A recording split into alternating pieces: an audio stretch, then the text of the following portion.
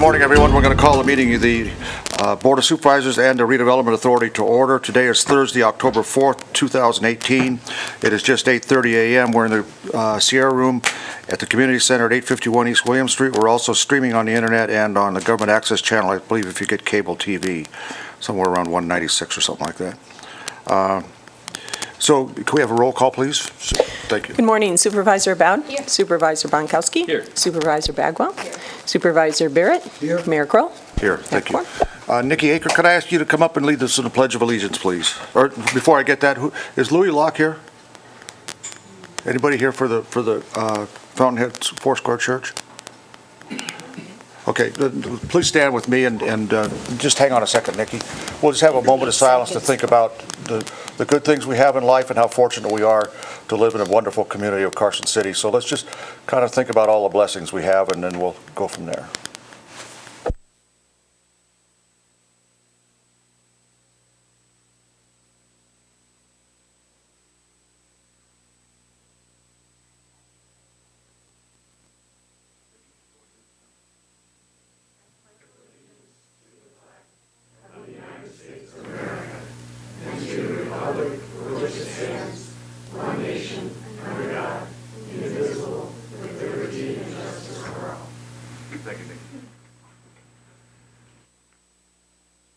All right, we're now on item number 5. This is public comment time. Comment on and discuss any topic that is relevant to or within the authority of this public body. We also have public comment where we go through where it's appropriate. It usually is on all the agenda items, and we have public comment at the end, and we'll have public comment again on redevelopment. So anybody on public comment? Good morning.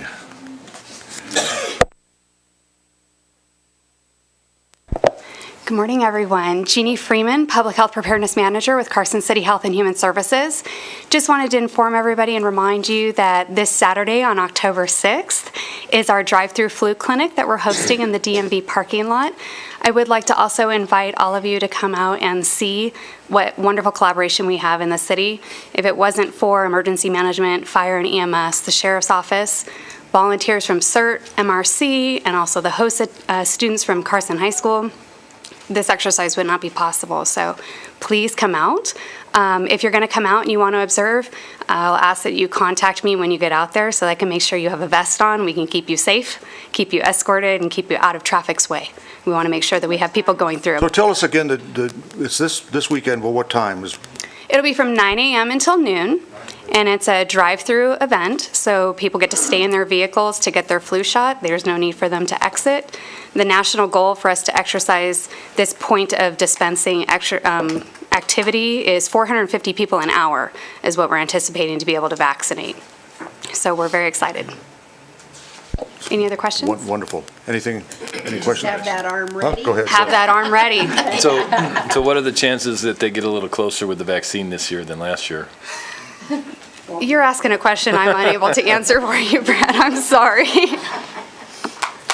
We've got, it's a quadvalent vaccination, so there's 4 different strains within it, and they are slightly different from last year, so you're hopeful with that. So are we doing anything in the schools too, or what are the schools doing are they doing any flu vaccinations there? Absolutely. We're vaccinating all the children in Carson City schools and anybody who signs up who gives the parent consent. And we're also doing the Douglas County schools as well. We've been out in the schools already. I was at Carson High School yesterday. We did 220 vaccines yesterday, and the day before we did 183 at Carson High as well. And we have my staff out at schools today as well. So we're all over. 54 events this month we will put on for flu vaccines. And the cost to the participants? So we'll bill your insurance. We bill Medicaid, Medicare, and most private insurances. If you're unable to pay, we ask if you can pay a $20 administration fee, but nobody's turned away for an inability to pay.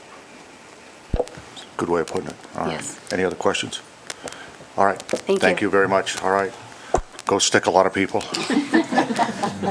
Okay. Stick it to him. All right. Any other public comment? Anybody? Yes, sir. Come on up. Hi, good morning. Good morning.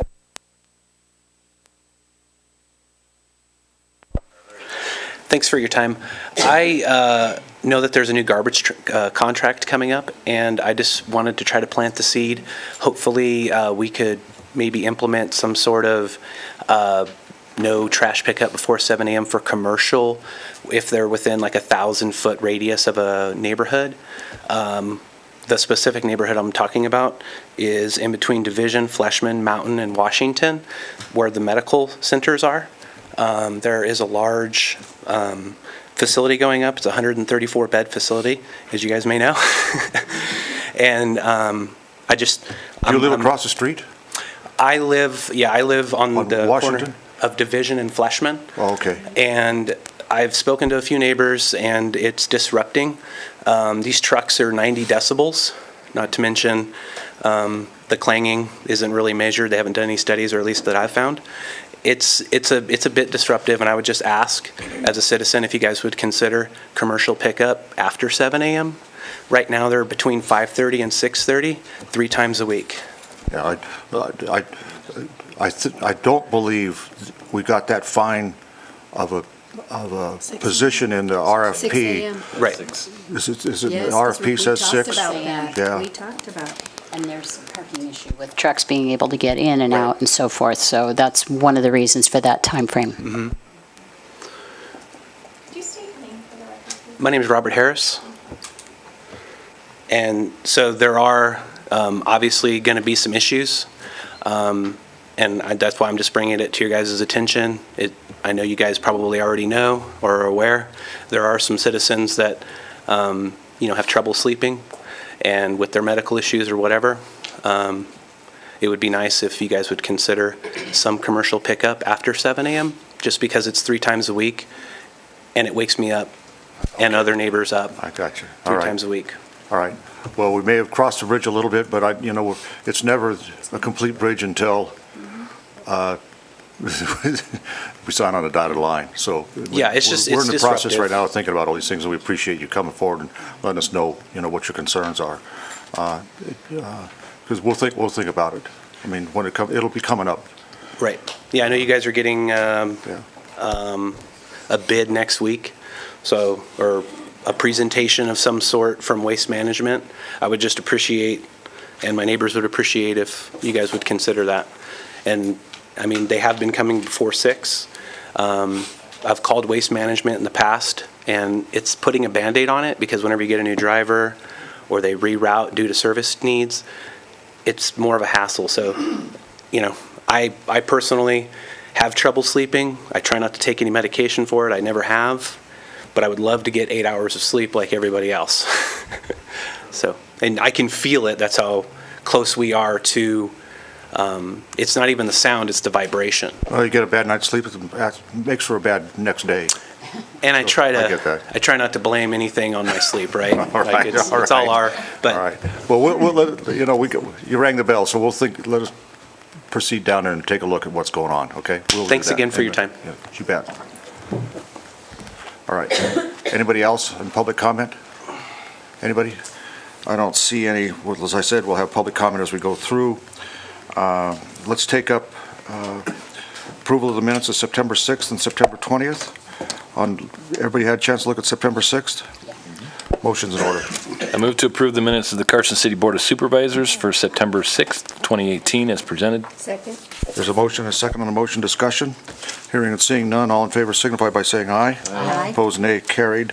Let's take up September 20th, I'll be abstaining. along with me, but that's, want to make a motion? Yep, I Brad? move to approve the minutes of the Carson City Board of Supervisors for September 20, 2018, as presented. Second. There's a motion and a second on the motion, all in favor signify by saying aye. Aye. Opposed, nay, and abstentions are Abstention. 2. The abstentions are myself and Supervisor Barrett. We were gone on the 20th, and while I'm speaking about that, I'd like to thank the board and thank Supervisor Abowd for running the meeting while I was in Croatia, of all things. A lot of fun.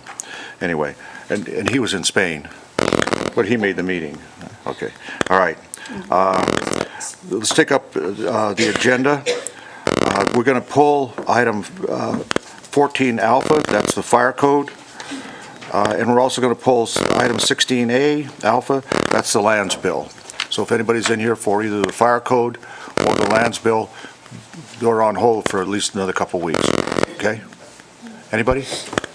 All right. I don't see Mayor, any. I also have an announcement on an Pardon me? item. Sure. A notice was published in the paper that a public hearing would be held today on the NHP lease, but we're still negotiating that lease. And so that item will be brought back at a later date. I just wanted to let the public know in case anybody was here for that item. All right. Any other changes we should know about that you want to make? Board, we okay with the agenda with those changes? Everybody okay? All right. So without objection, then we will take the agenda as published with the exception of items 14 alpha and 16 alpha, which will be deferred to a later date. All right. Let's take up the consent agenda. It has one item on it. Special presentations? We have presentations. Oh, man, I forgot all about you guys. I'm kidding you. I'm kidding you, of course. All right.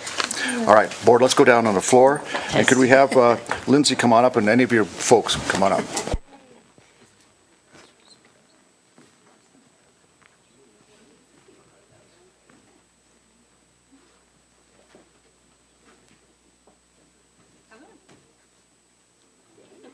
It works. It's like really loud today. All right, does this work today? It works today. Ah. Yay. All right.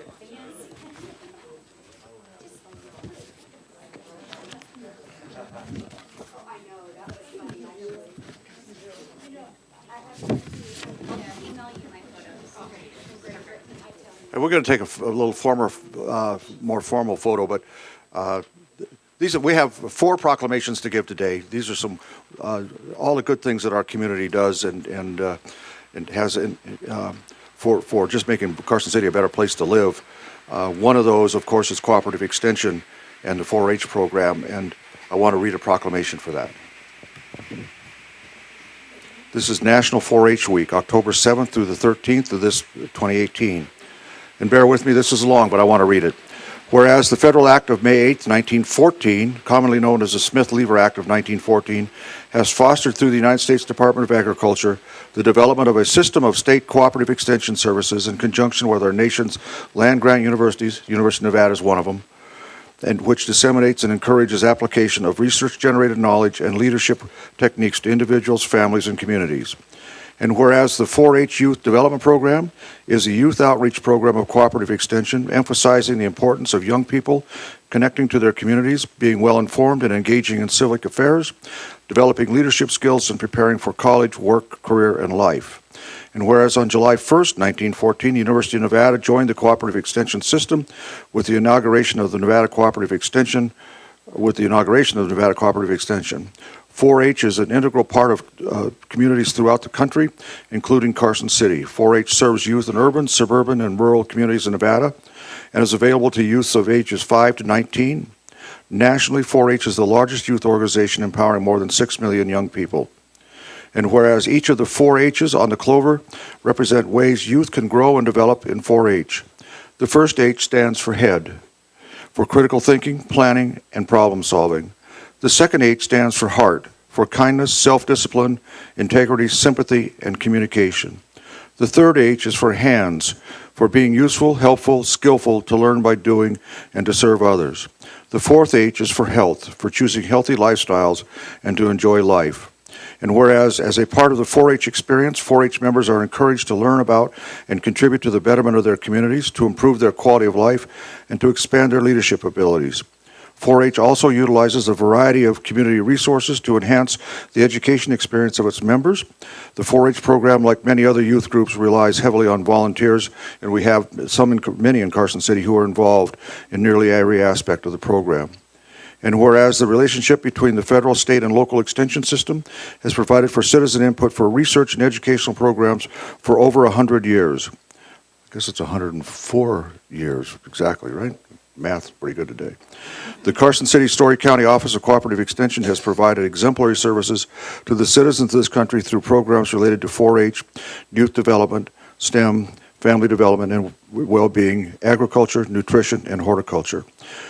Now, therefore, I, Robert Kroll, Mayor of Carson City, on behalf of the Board of Supervisors, do hereby proclaim October 7th through the 13th as National 4-H Week in Carson City, and urge all youth and adult citizens to continue to support the cooperative extension and 4-H as an important investment in the future of the citizens of Carson City. And that's a proclamation that, obviously had help drafting.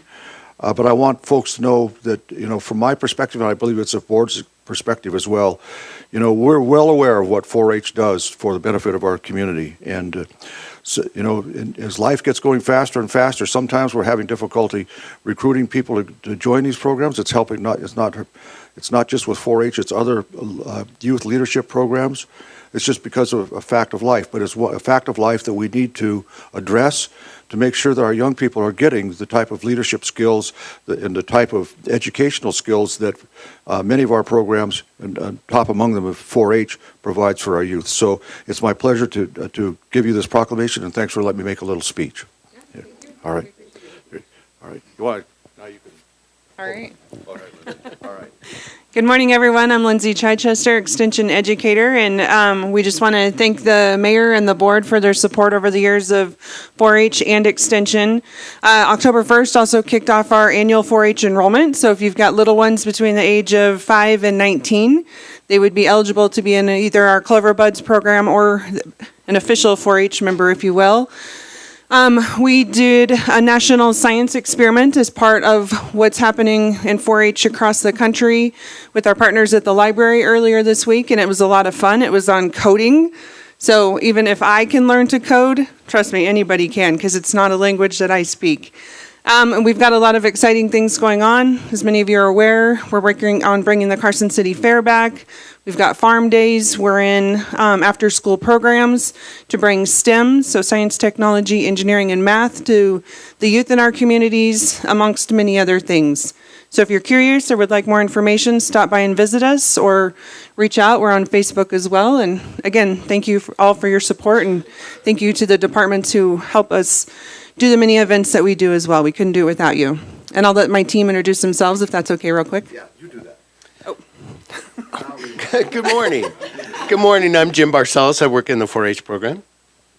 Sandy Wallen. I work in the 4-H program. Call me if you want to get involved. I'm Karen Beatty. I'm the office assistant. I'm Marie Markovich. I'm the office manager. She's the boss.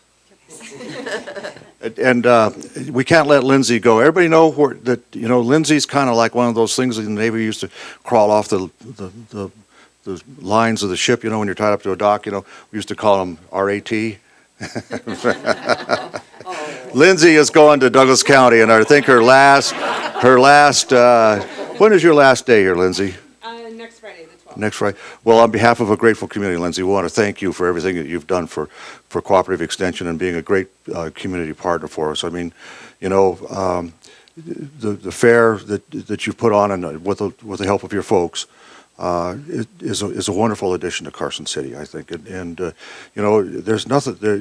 You've also bring a sense of grounding back to us, and of the importance of knowing what life's all about in terms of where our food comes from, how we do things. So we want to thank you again, and we kid you about going to Douglas County. Their gain is our loss. So do well down there. Okay. All right. Now we'll get a picture. All right.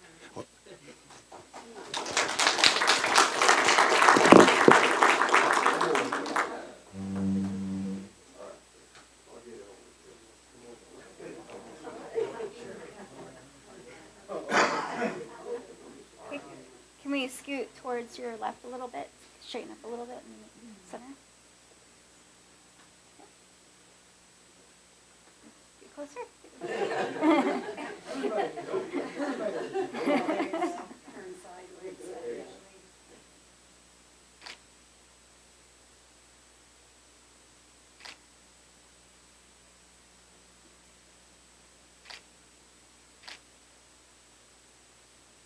Perfect. Thank you.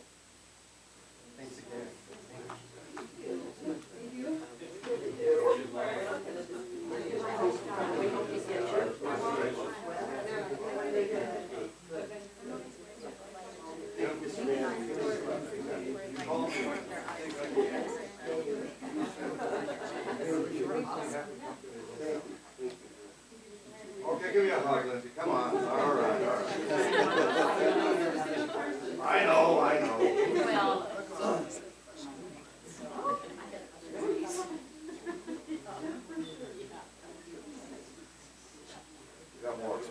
Thank you.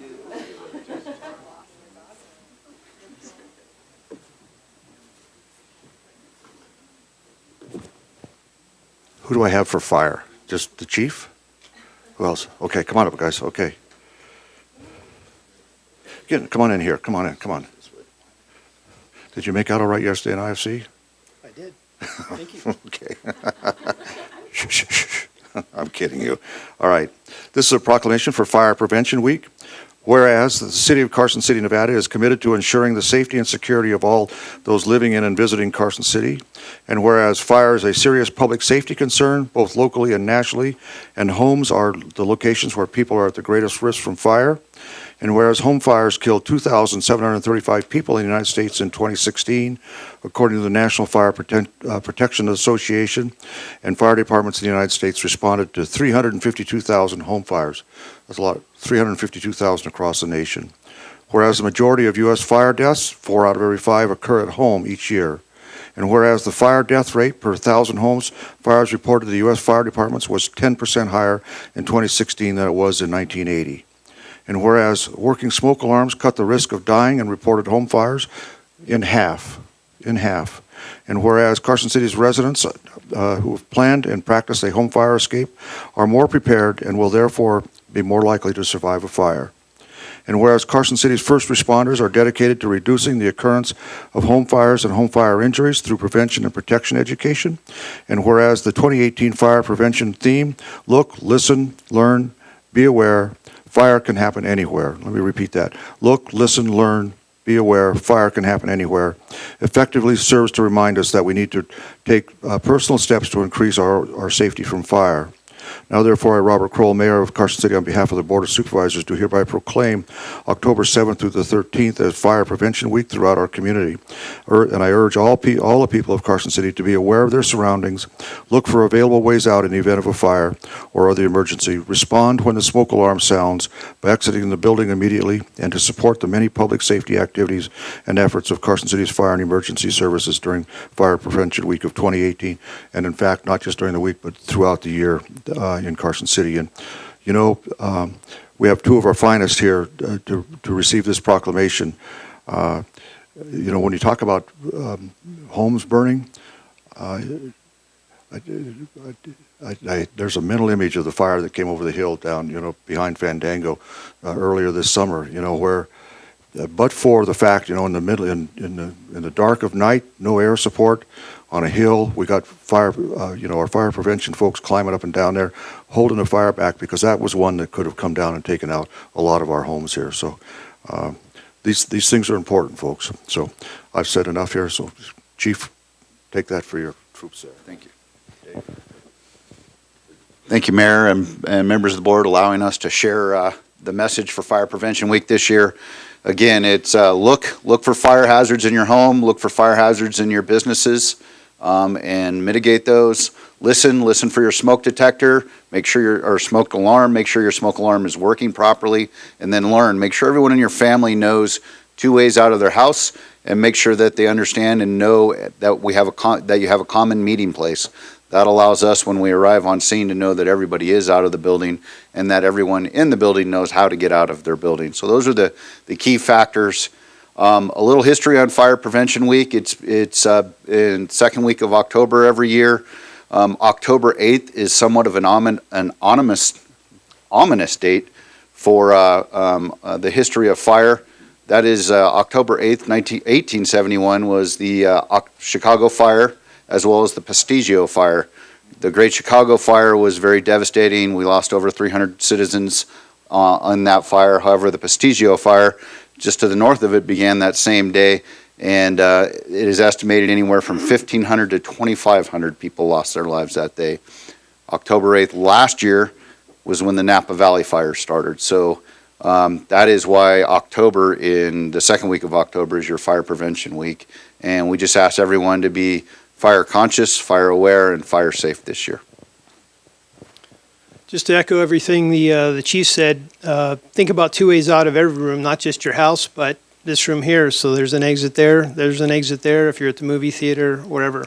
Just to update you guys on some of the things we're doing in the community this year. Like we did last year, we partnered with the State Fire Marshal and NFPA on a poster contest with the motto, Look, Listen, and Learn, and all the schools in town participated. Last year, the high school actually won the high school category for the state, and their poster was up on area billboards throughout the state.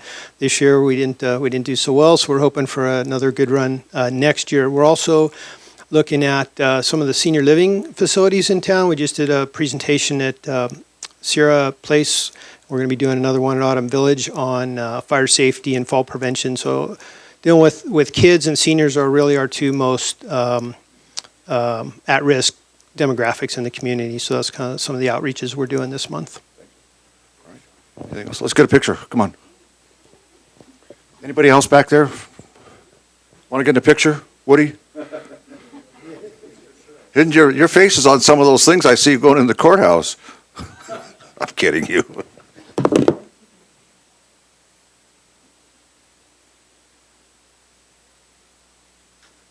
Okay, smile.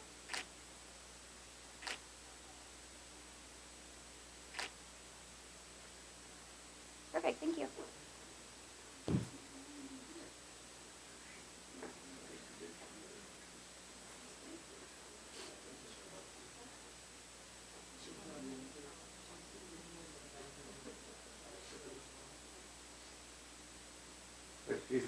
See you later. One last thing.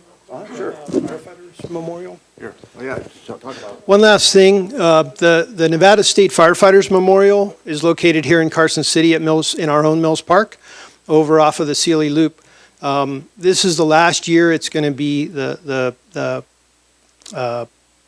service is going to be held. We put names of firefighters that are lost in the line of duty this year. There's a gentleman from Clark County who's going to be placed up on the wall. This is the last year it's going to be held at the Mills Park location. It's being relocated to the Capitol grounds across from the Law Enforcement Memorial. So this is your last time to be there. It's going to be 10 o'clock on October 13th, and the community is certainly invited to attend. If you haven't been to one of those ceremonies, it's a very moving ceremony. I'd encourage you to come and watch. This is a walk. Who's doing walk to school today? Aha! Got the transportation folks come up here. Okay. Foot power. Foot power. All right. Well, good morning. This is a proclamation for Walk to School Day, October 10th, 2018. This is a wonderful proclamation. You do this every year. It's pretty good. Is the governor going to join this time? We hope so. All right. Well, I got to go down and find him then. All right.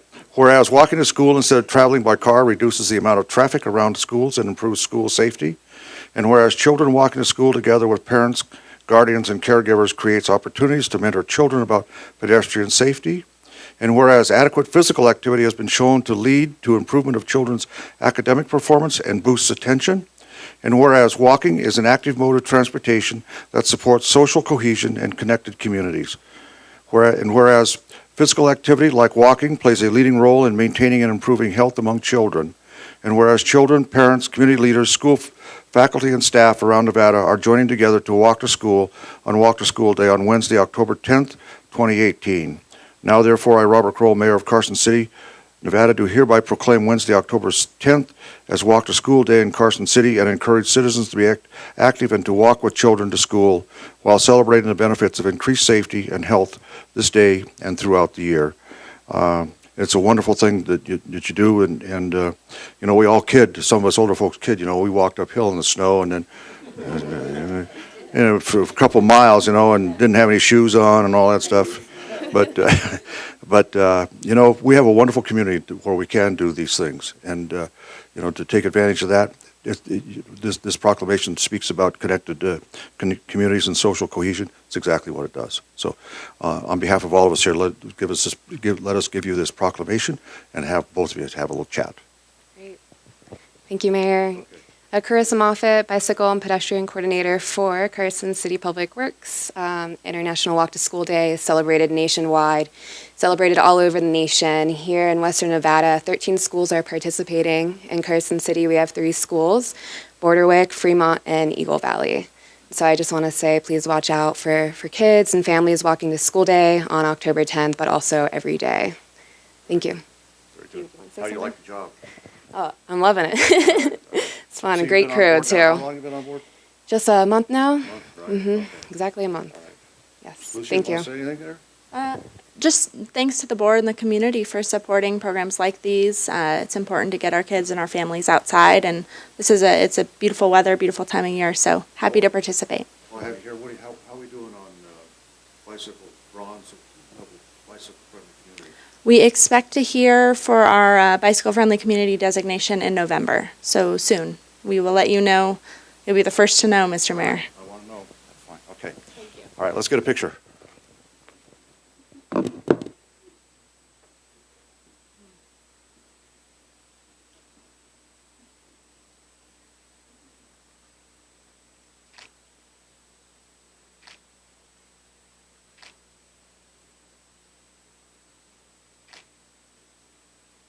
you.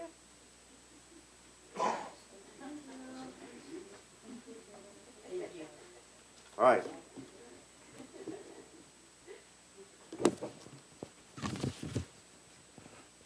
Given that the lights are on in here today, we're going to do a proclamation for Energy Efficiency Day. I'm trying, folks, man, a little. Come on up. We have Ann and Chaz.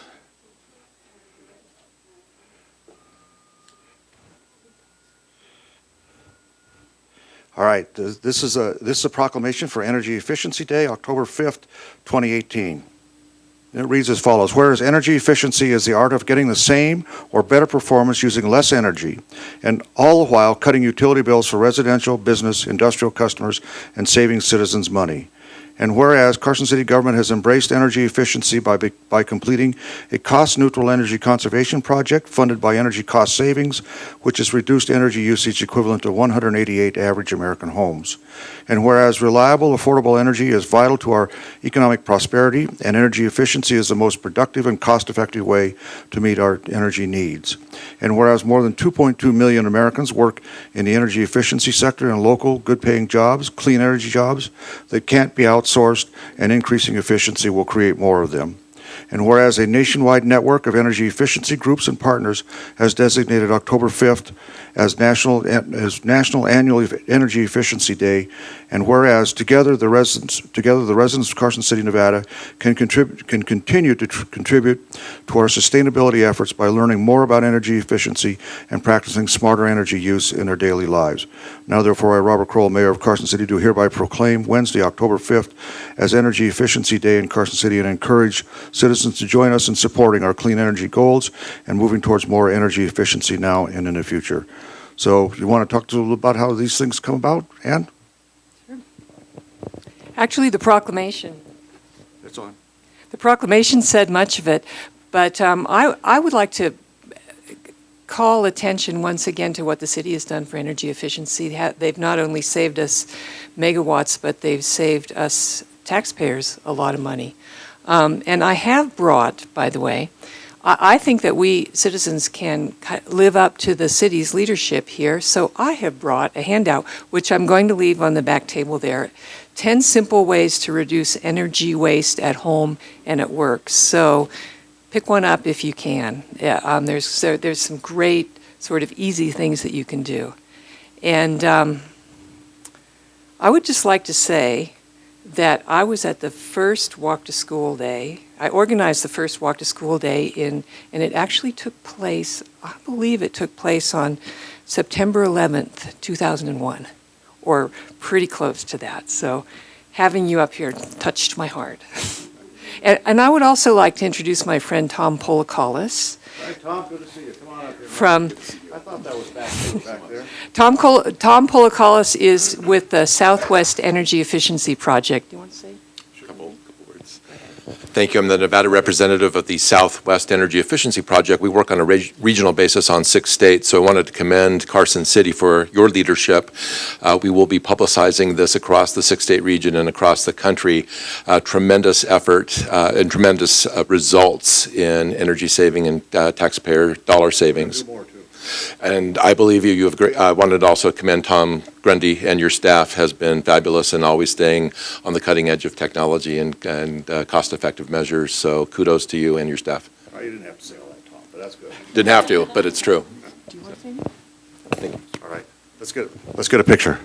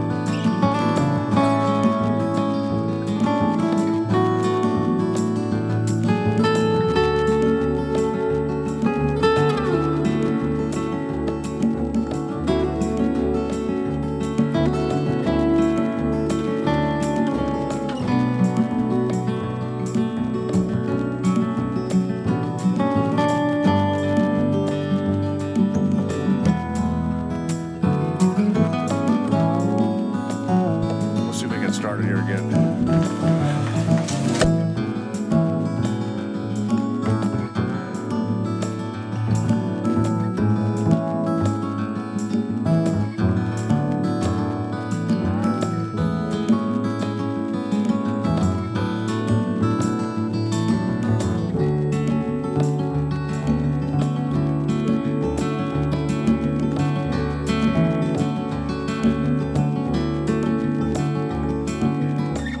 Anybody wish to have that pulled off for individual discussion? Don't see any motions in order if we want to approve the consent agenda. I move to approve the consent, or excuse me, I move to approve the consent agenda consisting of one item, item 9A. Second. There's a motion and a second on the motion. Discussion.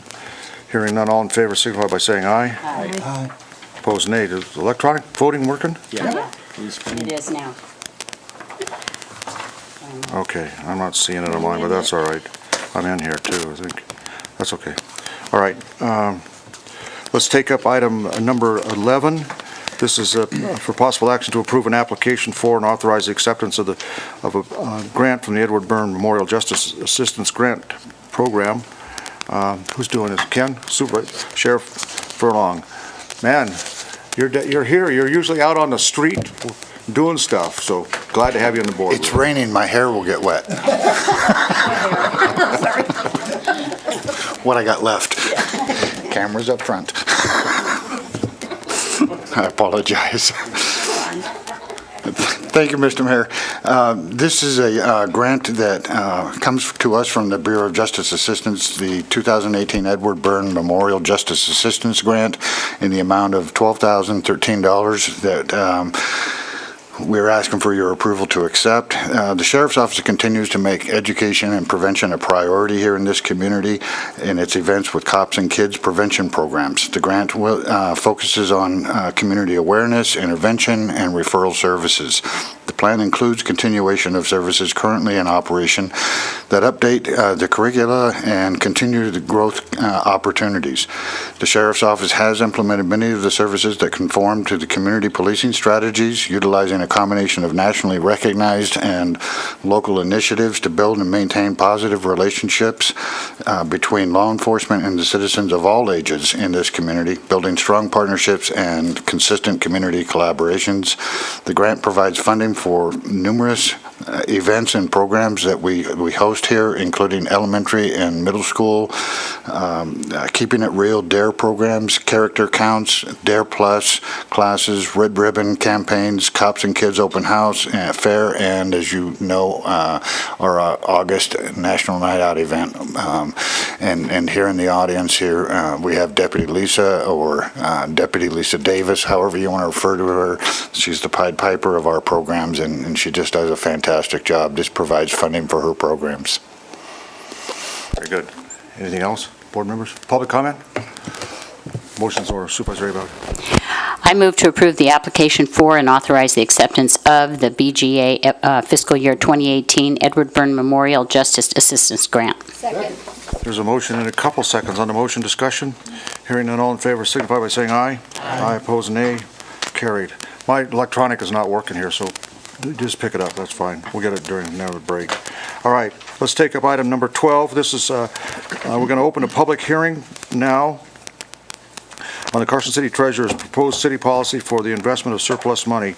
And I'd ask our Treasurer, Gail Robertson, to come up and give us an overview of the policy and to kick this open public hearing off. Good morning, Madam Treasurer. How are you doing? Good, thank you. How are you? Good. So we do this, but why don't you tell us a little bit about why we do it and what you think? Well, we do it on an annual basis, just as it is required by NRS, but it just gives you an opportunity to just make sure we're keeping up on any changes that are coming up. This year, there was only really 2 changes. We changed one of our investment managers during the year, and at that time, I had the new one review the policy because, of course, they have to follow it, and they recommended that we make a couple of changes. I discussed it with our other investment advisor, and they had no problem with that, and they're both in agreement with how the policy was changed. And you see those changes on the red lines.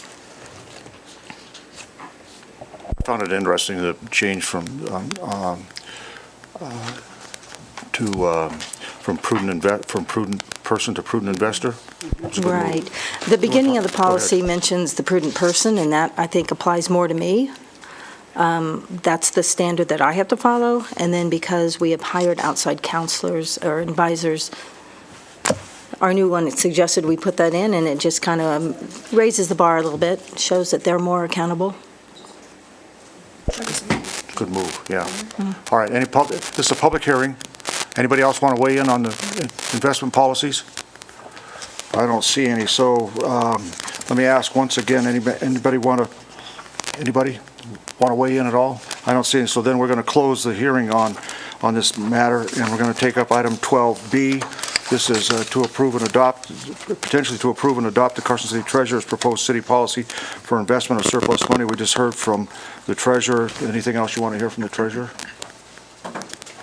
I don't hear any. Motion, public comment? Motion's in order. I move to approve and adopt the Carson City Treasurer's proposed city policy for the investment of surplus money. Second. There's a motion and a second on the motion. Discussion.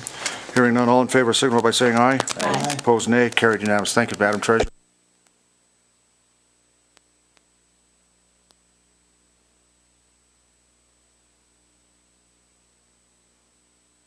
13. Excuse me, I'm sorry, going too fast. We're to take up item 13. This is potentially to adopt Bill number 114 on second reading on sewer pipe design criteria and related things. How we doing? Doing all right. This is Stephen Potato, Development Engineering for the record. So this change to our code is just to change the definition of a full sewer pipe to half depth instead of 3/4, and that's pretty typical for the industry. Any public comment? Did you get any comment after first reading? No, we didn't receive any. All right. Everybody comfortable with the vote? Got a question. Questions in order. Why? I mean, it doesn't matter to me if it's comfortable with the industry. Does this benefit the city? It does. So the reason is that when you have a smaller sewer main at 3/4 full, there's a very small margin of error there. So if something happens, if you have a clog or roots or what have you, there's just a lot less time to react. So that brings up a good point, which is what happens when we have a sewer main and it exceeds what would now be the 50% capacity? What's the process that happens when we hit that point? So the city will be looking at all the sewer mains as well, always doing the ones that are in the most critical condition. Will get our attention first as far as the CIP projects. And then with private development, that's where you'll have the most impact, because when they do their sewer analysis, they will be required to make changes at that 50% full mark instead of 3/4. Public comment? Board, we okay? Supervisor Abad. Ordinance number? 12. I move to adopt Bill number 114, ordinance number 2018-12, an ordinance relating to sewer pipe design criteria as discussed and as published on the agenda. There's a motion and a second on the motion. Discussion. Hearing and seeing none, all in favor signal by saying aye. Aye. Opposed, nay. Carried. Carried, right? Okay. Now we'll take up item 15, Health and Human Services. This is to possibly approve the addition of a second public health communications specialist and the removal of office specialist within the Public Health Division at Health and Human Services. Okay. Tell us what we're doing here. Nikki Aker, Director of Carson City Health and Human Services, for the record. So, first of all, I'll kind of walk you through this. Our Public Health Preparedness Division is 100% grant funded. That's federal funds that come through the state. And we've had this grant for about 13 years. And they just went through another 5-year granting period, which we've brought to you before. We've had Jeannie Freeman on for a little over a year now, and she's had a chance to look at her division and make some decisions on what would work best within the division. The division has basically we've got planners that look at health systems and planners that look at community. So in the event of a public health emergency, we've got the community covered, we've got health systems covered, and health systems includes the hospitals, the long-term care facilities, any health organization. And so as she's looked at her division, it has made sense that she has two public health preparedness planners, like I explained, and it makes sense right now to have the communication specialist, one for community outreach, one for the hospital systems, instead of having an office specialist. By doing this, I've given you an outline of, we're actually going to save some money by by eliminating that office specialist position, and then we also will eliminate contract staff that work on duties that a public health communication specialist would.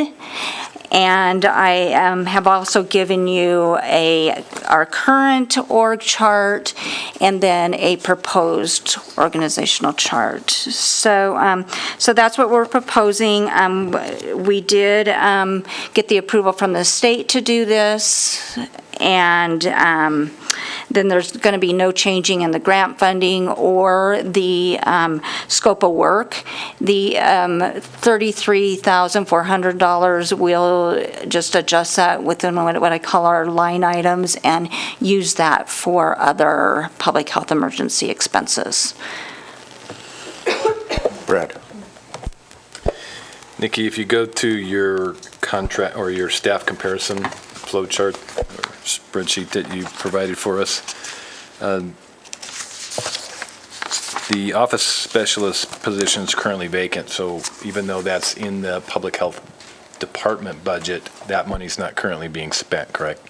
Correct. The contract employee, is that from the general fund temp contract, or is that actually in a line item in the public health budget, department budget? So it's not from the general fund, it's from public health preparedness. It's built into the grant, and that is a contract employee that we get through a temporary agency. Right, but the temporary agency contract runs through the general fund, not through the departments, correct? Yes, but the amounts our grant-funded amounts are taken into account when we're looking at the total amounts that will be expended through the city for temporary employees. And the contract employee is doing the duties of the office specialist, correct? Doing some of the duties of the office specialist and then some of the duties of the public health public health communication specialist right now. All right, I'm just trying to follow the money and adding up the office specialist position and the contract employee when we don't actually have the office specialist. I'm just trying to wrap my mind around the theory that we're saving money, because we're actually going to end up spending more versus what's actually in the budget, correct? Well, we will be spending more than what we are right now because that position is vacant. Right. If this does not get approved, then we may make the decision to hire that position. We've got to have some other support staff to do the activities that we're doing. So if the public health communication specialist does not get approved, then we more than likely will need to hire this office specialist position. So it's not going to be that we're going to keep that position vacant. Okay, so I understand that, and I don't have a problem with the position.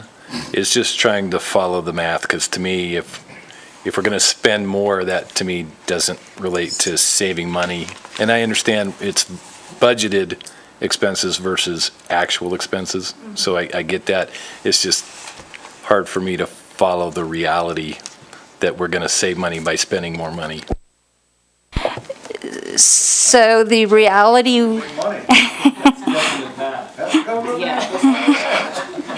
yeah, like I said, that position now is vacant, so we're not spending that money, but I need more assistance. So So just for clarification's sakes, this project is 100% grant funded, so there isn't any general fund, and what you're not really saving or spending more, you're changing the line item of the expenditure. So you're going to move it from the personnel side to the supply and project, or part of it, to that area. So you're not spending less or spending more, you're spending it differently. You still only have the same exact pot of money that you started with before the action and after the action, right? There's no more or less grant money. And there's absolutely no general fund impact whatsoever on this decision. You're correct. There's no general fund. It's 100% grant funded. And if you're referring to the $33,000, yes, that will be moved within the grant. And we'll also, because contract employees are a line item within our grants, so we will be removing that contract employee funds into personnel. So it's not a savings or an additional expense, it's just a redirection of the money. Thank you. Yeah, we're going to be spending the same amount total grant-wise than, depending on what the decision is today. Yeah, I understood all this, and I kind of understood it by the reading, but it is difficult, and the fact of the matter is the word savings puts a different picture in your head than other words, and I was in the business of words have consequences, so I might have phrased it differently, but not a criticism, but I think both the points made by my colleagues are good points. I'm glad we got it on the record. Any other board comments, questions? Public comment? Anybody? I don't see any, so motion's in order. Supervisor Bagwell. I move to approve the addition of a public health communications specialist position and remove the office specialist position from the public health preparedness division. There's a motion and a second on the motion. Discussion. Hearing none, all in favor, signify by saying aye. Aye. Opposed, nay. Carried. Okay. Thank you. All right.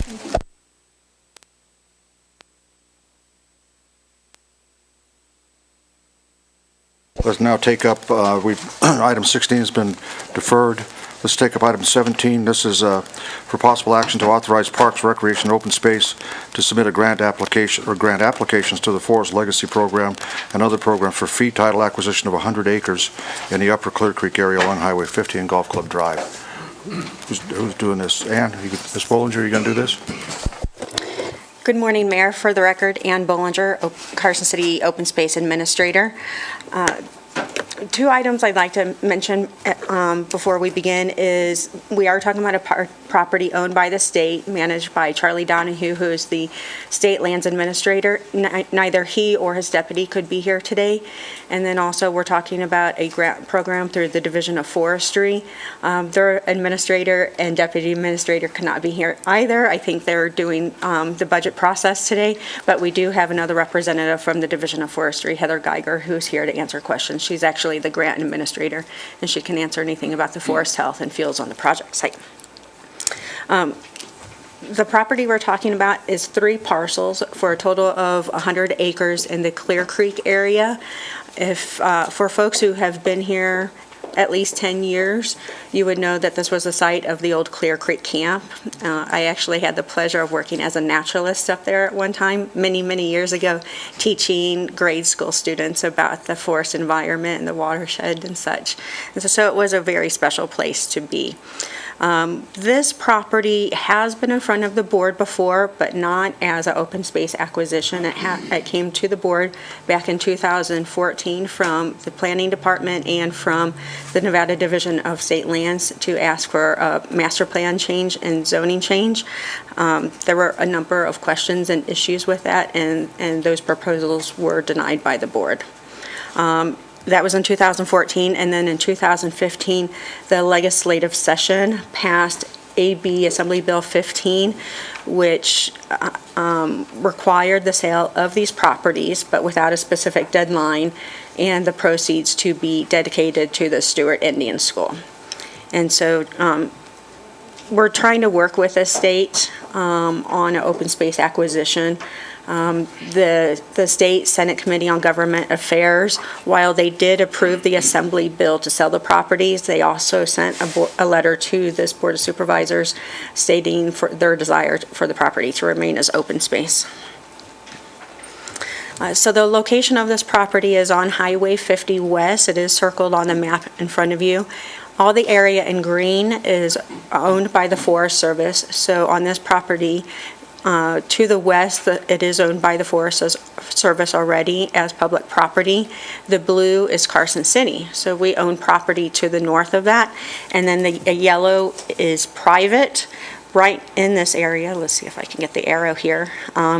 So the pink is the state property. This yellow, small yellow parcel is the 20 acres owned by Michael Fagan. I'll update the board briefly that we just received an appraisal. So it is under review, and I hope to be back to the board in the next few months on that property. So talking about the Clear Creek, it's important to put in context of where it is on the landscape and other public lands in the area. Just a few pictures of the site.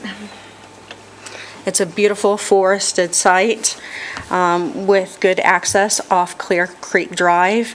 And to the west of the property, there is already an existing trail that leads to the Clear Creek Trail down to Douglas County. And then this summer, a new trail extension was completed up to the Tahoe Rim Trail.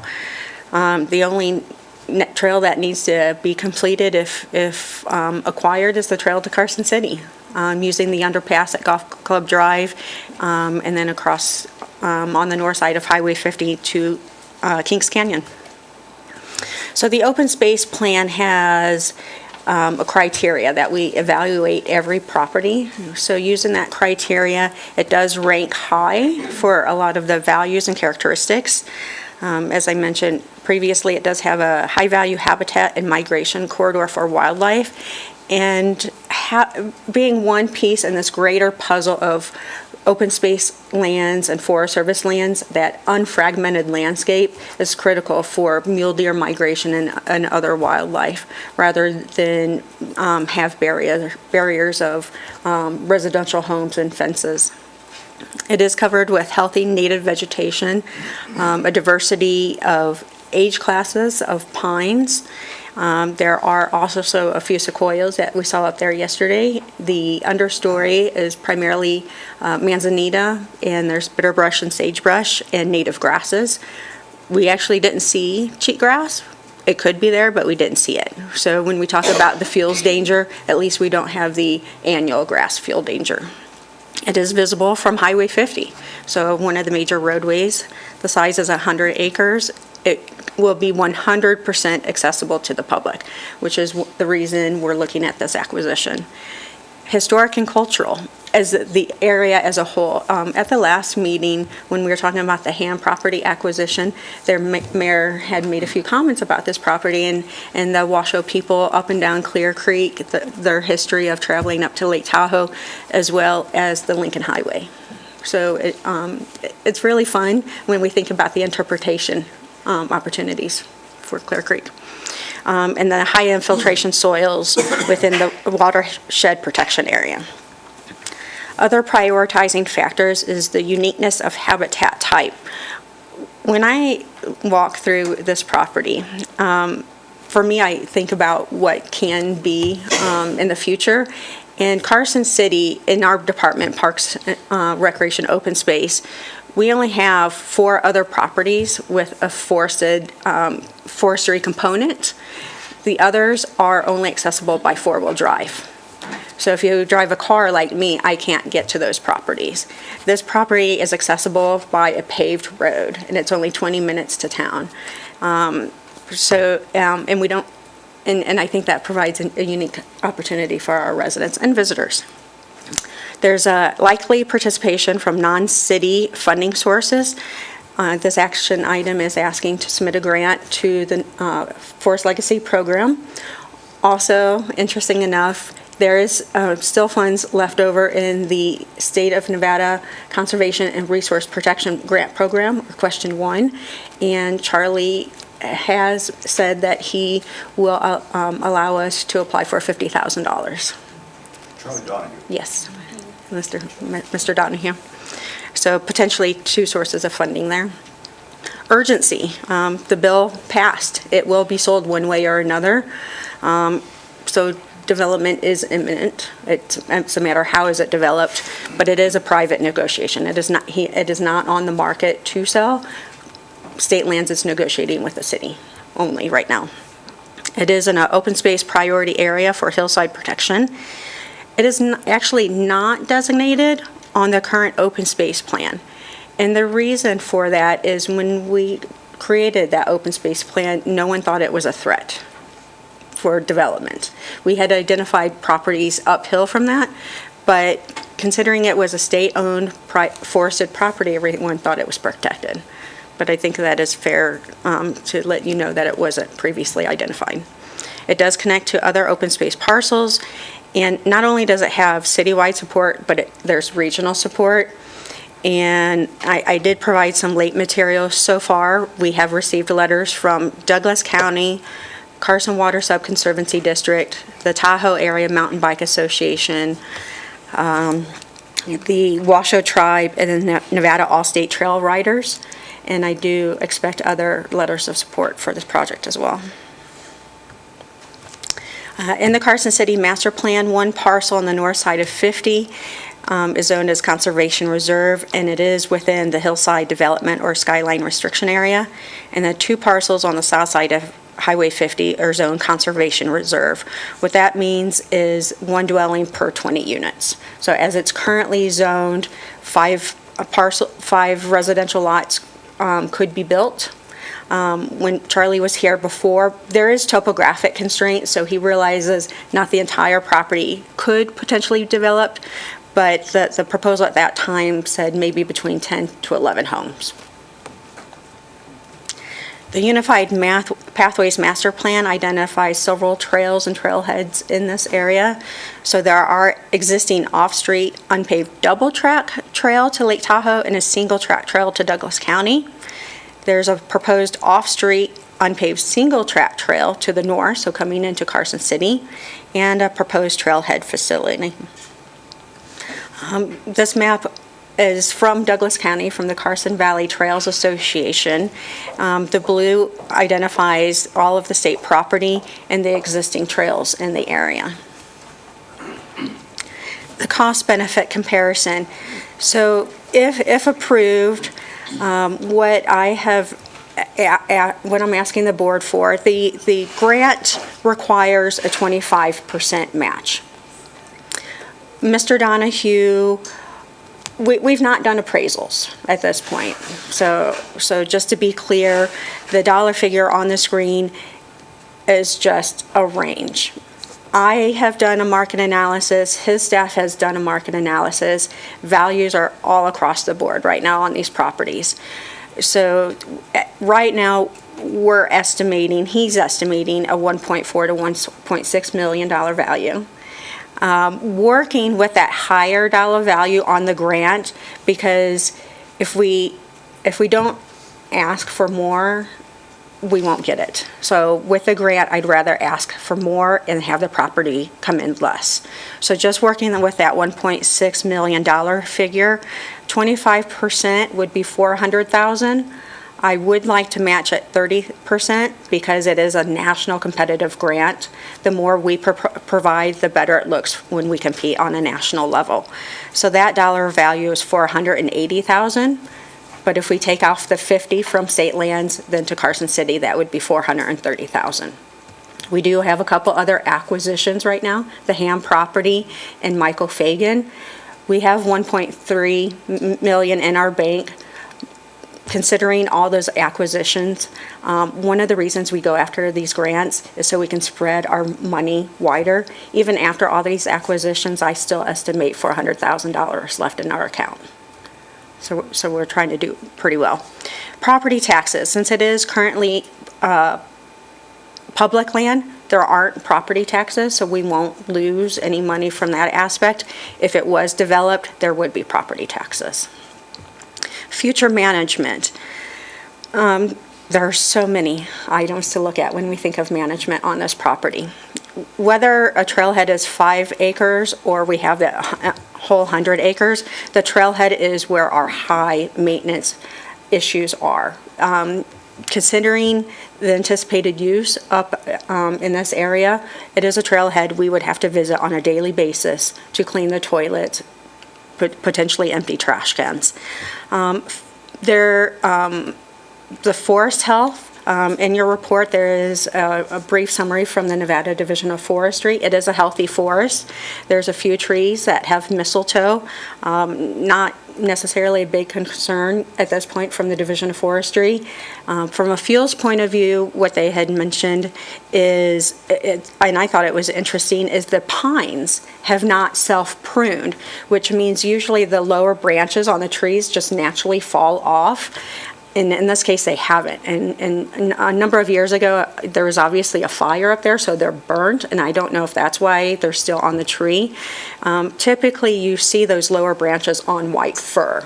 White fir likes to grow in shady areas, and that can be a fire hazard. But in this case, it's mostly pines. And so that is one recommendation from the Division of Forestry. I have not identified any weeds, noxious weeds on the property. Trail maintenance, we do have an agreement with Muscle Power for trail maintenance. The trailhead facility, as I mentioned, would be our highest maintenance issue. I am looking, we can absorb it, but I'm also looking what other options are there, trying to think out of the box on this.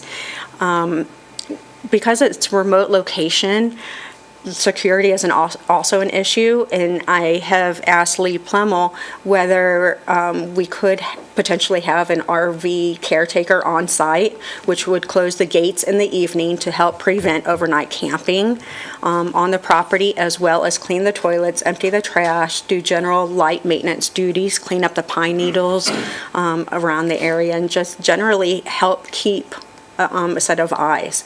And you may be familiar with camp hosts at state parks, national parks, Forest Service, and so I have been looking over some of those websites and how it works. I haven't made any phone calls, but typically if we provide a site for an RV camp host, they provide their own trailer.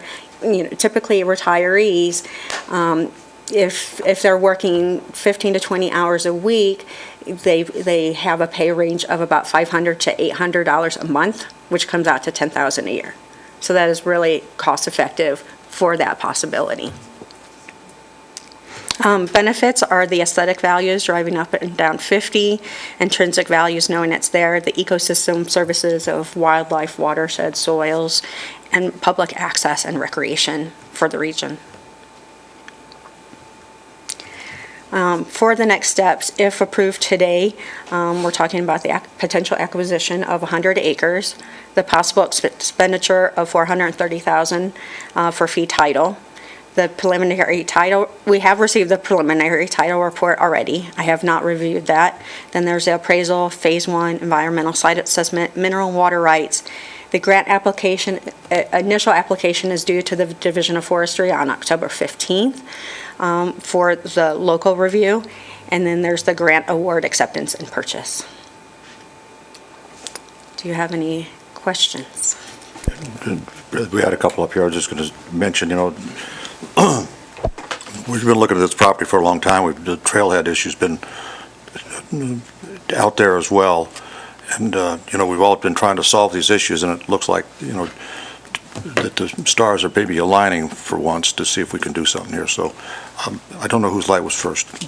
John, go. Thank you, Mr. Mayor, and thank you, Ann.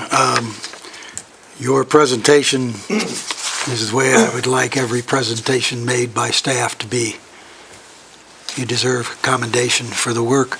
It covered all the bases, including the ones that weren't particularly in the interest of somebody who wanted to see this property come to the city, the downsides as well as the upsides. Thank you for that. For example, the idea that if it is developed, there would be tax. That's both sides of that issue, because if it is developed, then it's developed and we get property tax, but on the other side of it, then we won't have the open space property. Could you go back to the map that gave all the green and then the yellow part, and it's pretty far back. It's page 198 in our, all right. And because it's a map, I've been up there, but it's been a long time since I've been up there. And this, is that the creek or the trail that goes to the west for that, from that circled part? Yep, through the center of the circle, if you can see my arrow, this is Highway 50. Yeah. And then from Highway 50, north and south, this little curvy, that is Golf Club Drive. And then Clear Creek is down below the property. I'm talking about the part that's the same color as the circled part that goes back from there. Is that's not 50, is it? I apologize, I don't understand which parcel. Well, it's the same color in the circle that runs to the west curving. Right over here? Yeah, just keep going that way. That, what is that? This is Highway 50. That's what I thought. Okay, Yes. I just wanted to be sure. Thank you. And you had mentioned that there were water rights that come with the property. Do you happen to know how many? Actually, I don't know. It is something we're researching right now. Because that could have an effect on the total value. On the value. So the assessor has a market value of around $1 million on this. And of course, Charlie believes that the value is around 1.6. My question is, in the negotiations, are we going to make sure that the agreement is that we're going to pay appraised value? Correct. Correct.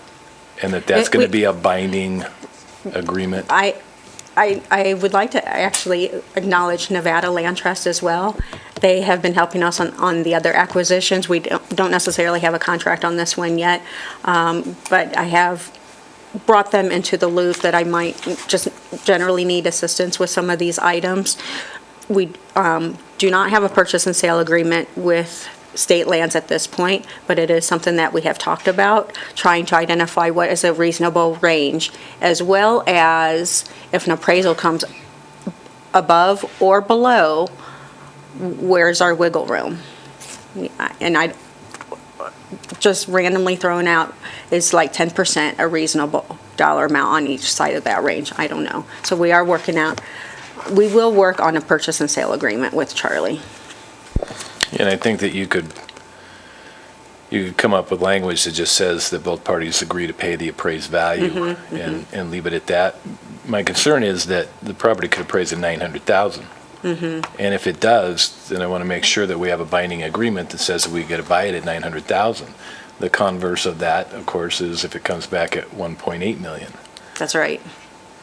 Which is actually one of the things I'm nervous about right now, because as you know, real estate's going up right now. Maybe. Is it going back down yet? Well, real estate you can't really develop on. Right. It's limited use. Yes. So I just want to make sure that we're entering a binding agreement that will bind the parties to, the appraised value. I have a hard time believing that the property be worth 1.6 million.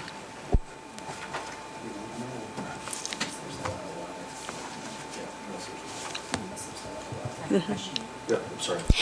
And I know you're considering that the primary access is Golf Club Drive to the property, but has any thought been given to any impacts to Clear Creek Road and further traffic on that?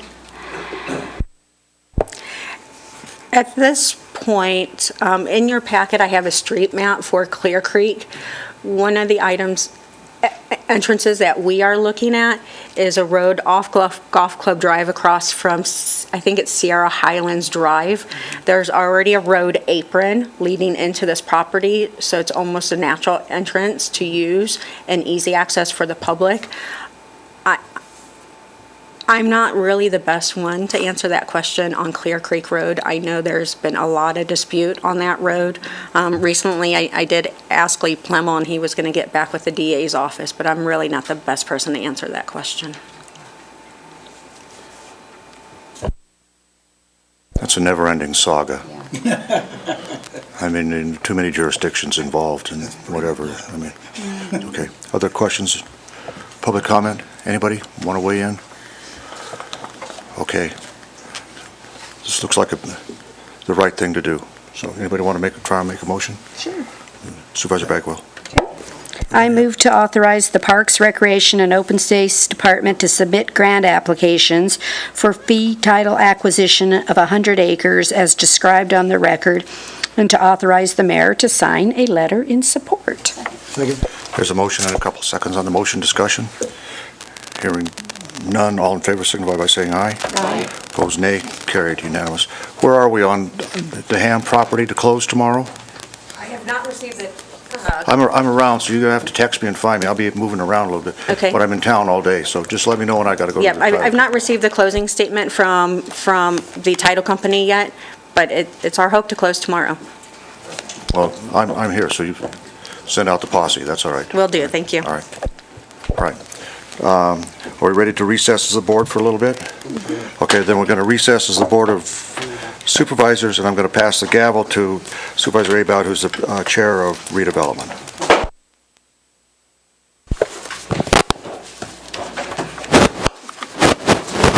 Give you a minute to set up here.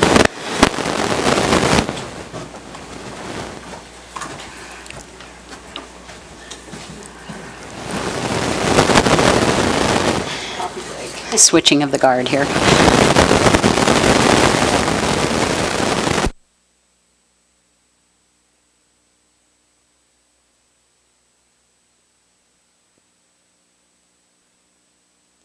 Okay. All right, I'm going to call to order this meeting of the Redevelopment Authority and let the record reflect that we have a quorum. And is there any public comment at this point in time? Public comment? All right. Seeing none. Go on to item 21 for possible action, the approval of the minutes of June 21, 2018. I move to approve the minutes of the Carson City Redevelopment Authority with a correction to the approval date. Second. Motion and a second. All in favor? Aye. Thank you. Okay. On to 22A, for possible action to consider an appeal of the Redevelopment Authority Citizens Committee action regarding the expenditure of up to $25,000 for the facade improvements. Lee? We have a couple of disclosures. Excuse me. Disclosures are in order. NRS 281A.420 requires me to disclose a conflict of interest and abstain from voting when I have a disqualifying conflict. In my private commitment, I am a partner in the real estate brokerage firm of NAI Alliance, Carson City. In that capacity, I provide professional real estate services to the applicant as my client. Although the nature of that relationship involves property located in Lyon County and not in Carson City, I feel that I may be affected by my commitment in this private capacity, and therefore it constitutes a disqualifying conflict. For this reason, I will not vote on this matter. I'd like to note on the record that I've conferred with counsel, and I have been advised that I may participate as long as my comments are related to factual knowledge and not to advocate. So I will participate, but I will abstain from voting. I have one, too. NRS 281A.420 requires me to disclose a conflict of interest and abstain from voting if I have a disqualifying conflict. I am part owner in certain real property located in the historic district. However, the matter before us and the result of the appeal will not affect me any differently from any other owner of property within the historic district. Although I'm not required to make this disclosure, I do so for the purposes of full transparency. But because I do not have a disqualifying conflict, I will be voting on this matter. Thank you, Bob. All right, Lee, will you walk us through this? And then I have a comment. Good morning, Lee Plumwell, Community Development Director. For the record, just a matter procedurally, just like to note we have Dan Yu coming over. He's our representative on the Redevelopment Authority Citizens Committee from the District Attorney's Office, so he's stepped over here to assist me on this matter. And because we have the appellant is here, Joe Cooey, get it right, at the counter, at the desk here. And I plan on giving an overview of the application, and then we'll turn it over to Mr. Cooey to give a reply, and then Dan would like an opportunity to he's here for questions and opportunity at the end to make any clarifications or things. So I think that's the process we're going to do. So to start off, this item is action to consider an appeal of the Redevelopment Authority Citizens Committee's action regarding a request for the expenditure of up to $25,000 for the facade improvements to the office building located at 302 North Minnesota Street within Redevelopment Area Number 1 under the Facade Improvement Program. And just as a big overview, this appeals here really for the Redevelopment Authority. There's really boils down to an interpretation question on the resolution that established and provided the policies for the facade improvement program. So I think that's really the issue that we're going to get to through this discussion. As noted, the request, the project includes repainting and re-roofing of the historic structure located at that address, which is an office building. The request for $25,000, it's about, the total work was over $60,000. However, most of that is the re-roofing. One of the issues that came up at the Redevelopment Authority and had discussion, you see in the staff report, that the re-roofing was not eligible. There was some confusion about that with the applicant.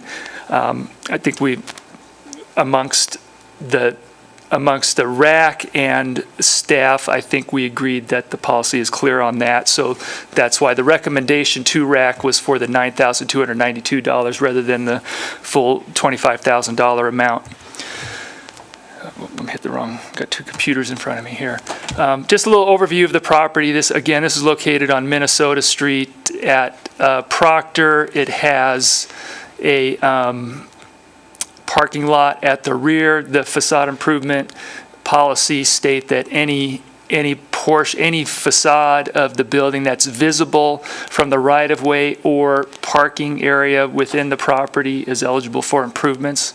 So we've considered all four sides on this, in this case, are visible from the right-of-way or the parking lot. So all the way around the building, the improvements are eligible. And again, this is just looking at it from the front and side and rear parking lot of the existing condition of the building, so that it clearly in need of paint, which is part of why Mr. Cooey's here and asking for the funds as part of the program. So let me go over these issues here. I think these are the issues that really came up at the RAC. So as I had up on the screen before, the redevelopment of the Citizens Committee voted 3-3. So they were at an impasse, basically. There was a motion to deny, it was 3-3. If there was a motion to approve, it would have been 3-3. So there was really no motion, and by that, it's a denial. There was one person absent. And again, these issues are the things that were brought up at the meeting as part of the discussion and the reason for denial. The first three bullet points there, and actually I'm going to take it, I'd like to cover them in reverse order a little bit, because I think the first one is really going to be the key issue we need to talk about. One of the things that came up, that third bullet, is the re-roofing eligible facade improvement. As I just mentioned, in January 2017 was the last amendment to take out re-roofing as an eligible activity. What the terminology that was used in there was roof decking, which there was some discussion about and whether that's eligible or not. But I think as I said, from the Citizens Committee standpoint and staff standpoint, as we relate it to Mr. Cooey, and probably I imagine, I'm assuming at the board level, we removed re-roof from an eligible activity as part of the facade improvement program. So I don't want to spend a lot of time talking about that. I think we're in agreement with that. It also came up about the question of whether or not this property is eligible at all for the facade improvement program. There were some questions from the Citizens Committee saying we thought it was only along the main commercial corridors. But I think our position is that it's quite, and I don't think that was a complete basis. We're going to get to the next for their denial. But the question came up, and I think it was I think we can, it's, the plain language says this is ineligible. All commercial properties within the redevelopment district, areas 1 and 2, are eligible for the improvement. So as written in the policy, we think that's not an issue, and that this property is eligible. So really the key issue focused around whether or not this property is receiving a quote-unquote tax incentive or other financial incentive received from the city, which, if that were the case, would disqualify it from qualifying for the facade improvement program. In this particular case, the property receives a historic property tax deferment through the assessor's office. You've had these come before you. There's a number of properties in the historic district, both residential and commercial, that qualify for this. They get a tax deferment. A little bit more about that is in the staff report, but essentially there's a percentage that's of their property taxes that are deferred for up, and when the property sells or is otherwise transferred, then the last 6 or 7 years are owed at that time. I talked to the assessor a bit about this particular property and tried to put a number on it, and it's not that simple, because even though there's an absolute percentage in there of, it's like 29% that is deferred, that's after accounting for abatement and those things. So the actual number, in other words, for the last 6 years, they would have to run the complete calculation without this abatement to see how much they'd be paying. And what I got from Kimberly in the assessor's office is that it's possible that there would not, they have paid pretty much what, there's been no reduction in their tax bill from that yet because of abatement. So to put a number to it, they're probably not realizing the full 29% every year because abatement hasn't caught up yet.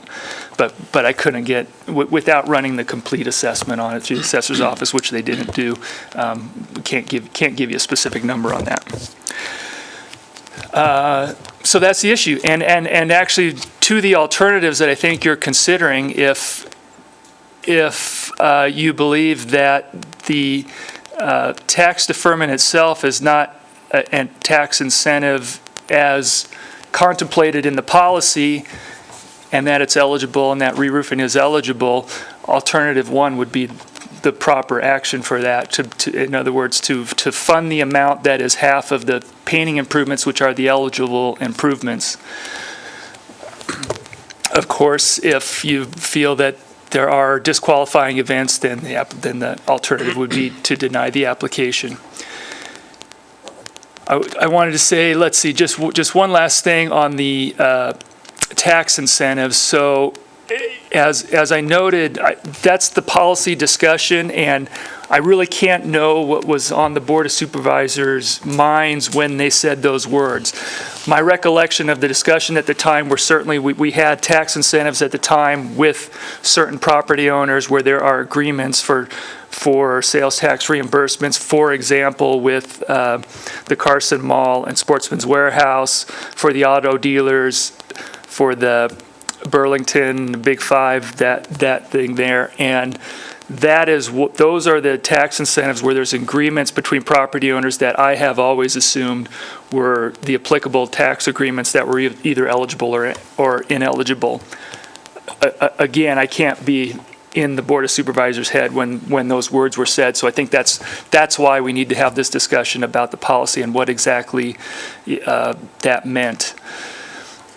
So with that, I think I'll conclude my presentation with that and the appellants here, and I'd be happy to answer any questions as well.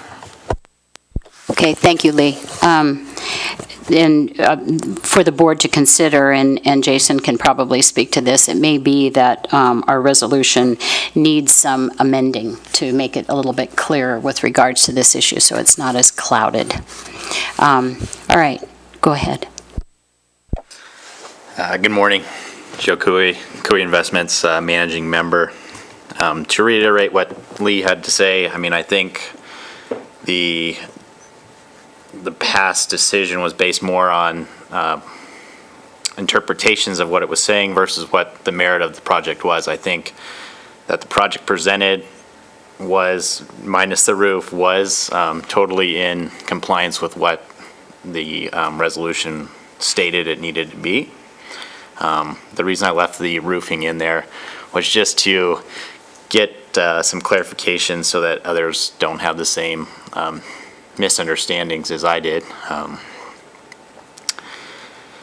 So the other fault was, like Lee said, that it wasn't on Curry and it wasn't on Carson Street. Well, if you look at the maps that are presented with the resolution, I mean, that building is definitely within that area.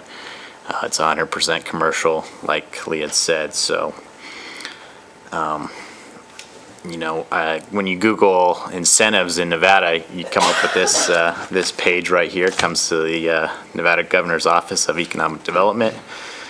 The first 3, 4, 5 all say abatement, sales tax abatement, modified business tax abatement. I don't have property tax abatement. I have deferral. If I ever sold it, I'd have to come back, recapture that. Being that house is 110 years old, I'm not sure that that deferral is quite a incentive to own that building, because that building is so expensive to maintain with its cast iron pipes and all the little quirks about it. So, that's up to you guys to decide if that's an incentive or not. But in my opinion, I don't believe it is. And like I said, under good faith, I presented the project and fully felt that I had complied with all the requirements needed, and we'll see where it goes from there. Thank you very much. And owning an old house, I sympathize.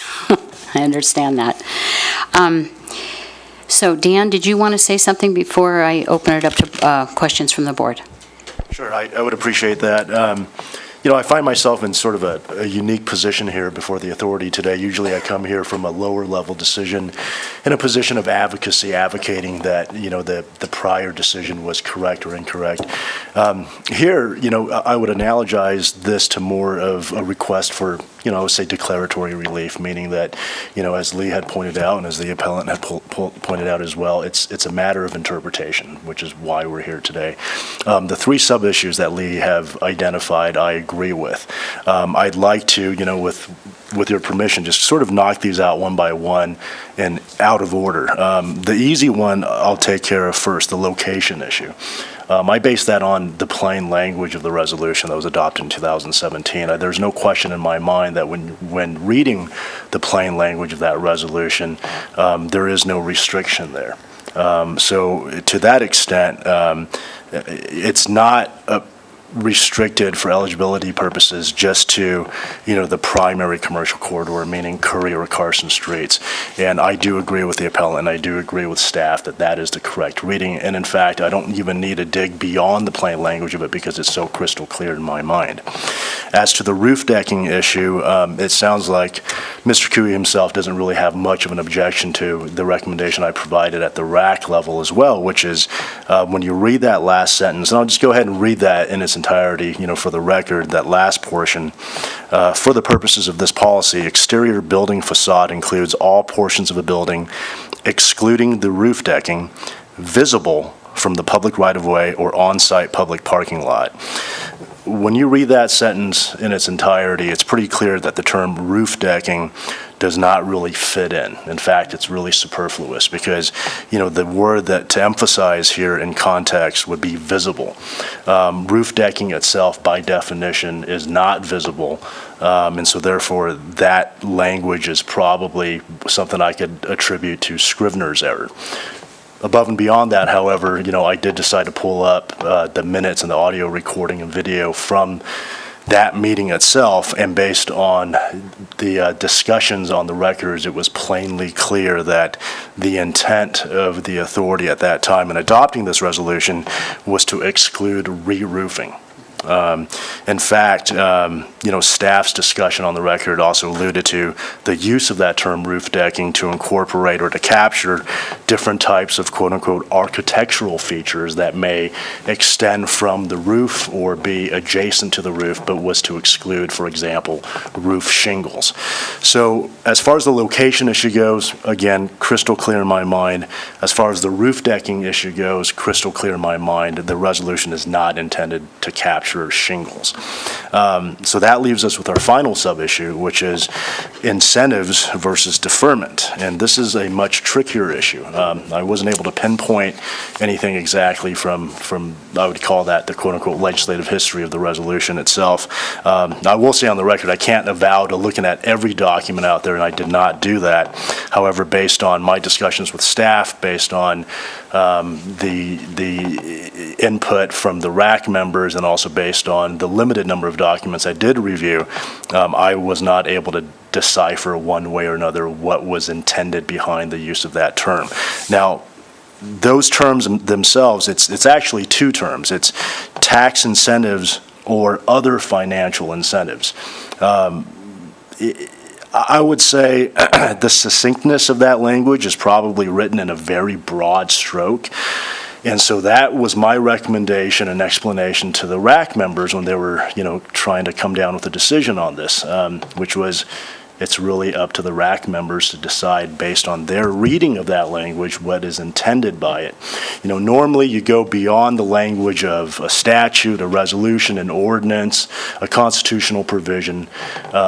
If there's any ambiguity, you try to ascertain, well, what was the true intent behind the adoption of that language? Here, again, as I said, I'm not able to ascertain the intent from past written records. And so instead, I'm unfortunately going to have to kind of punt that question back to the authority members.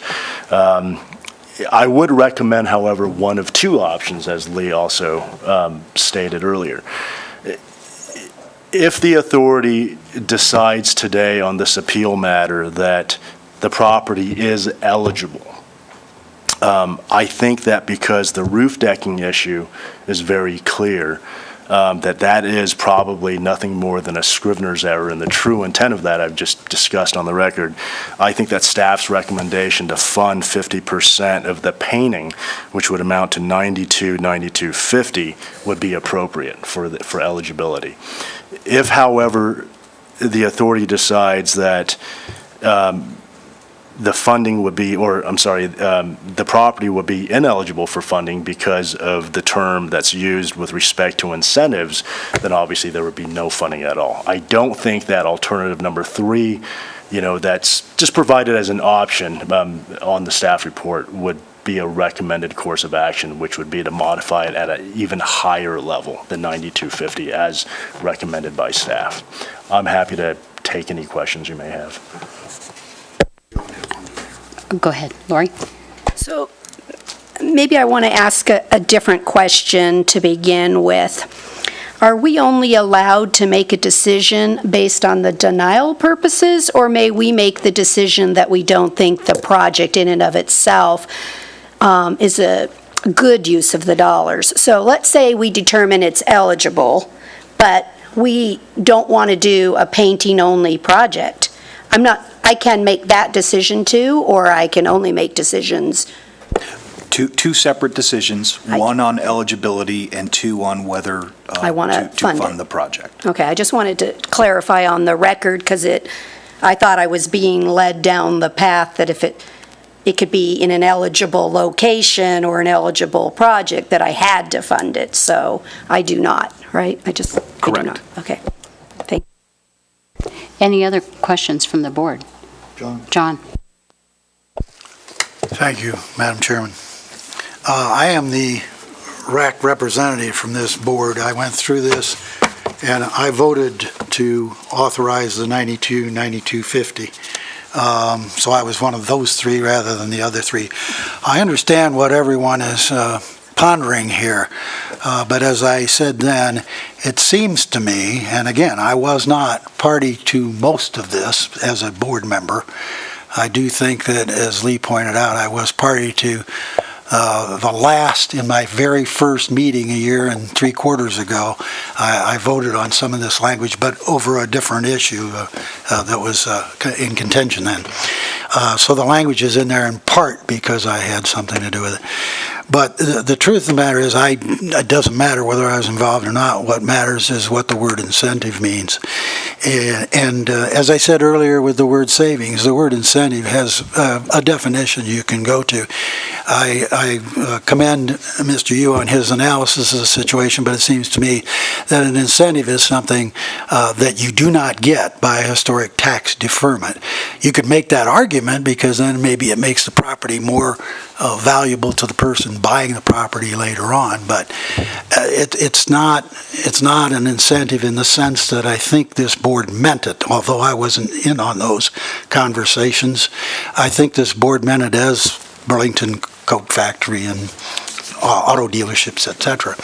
But you can take either interpretation. My interpretation is that this is not an incentive or other financial incentive, whatever the language is up there. And so this is an eligible property, and I'm going to vote for the 9250.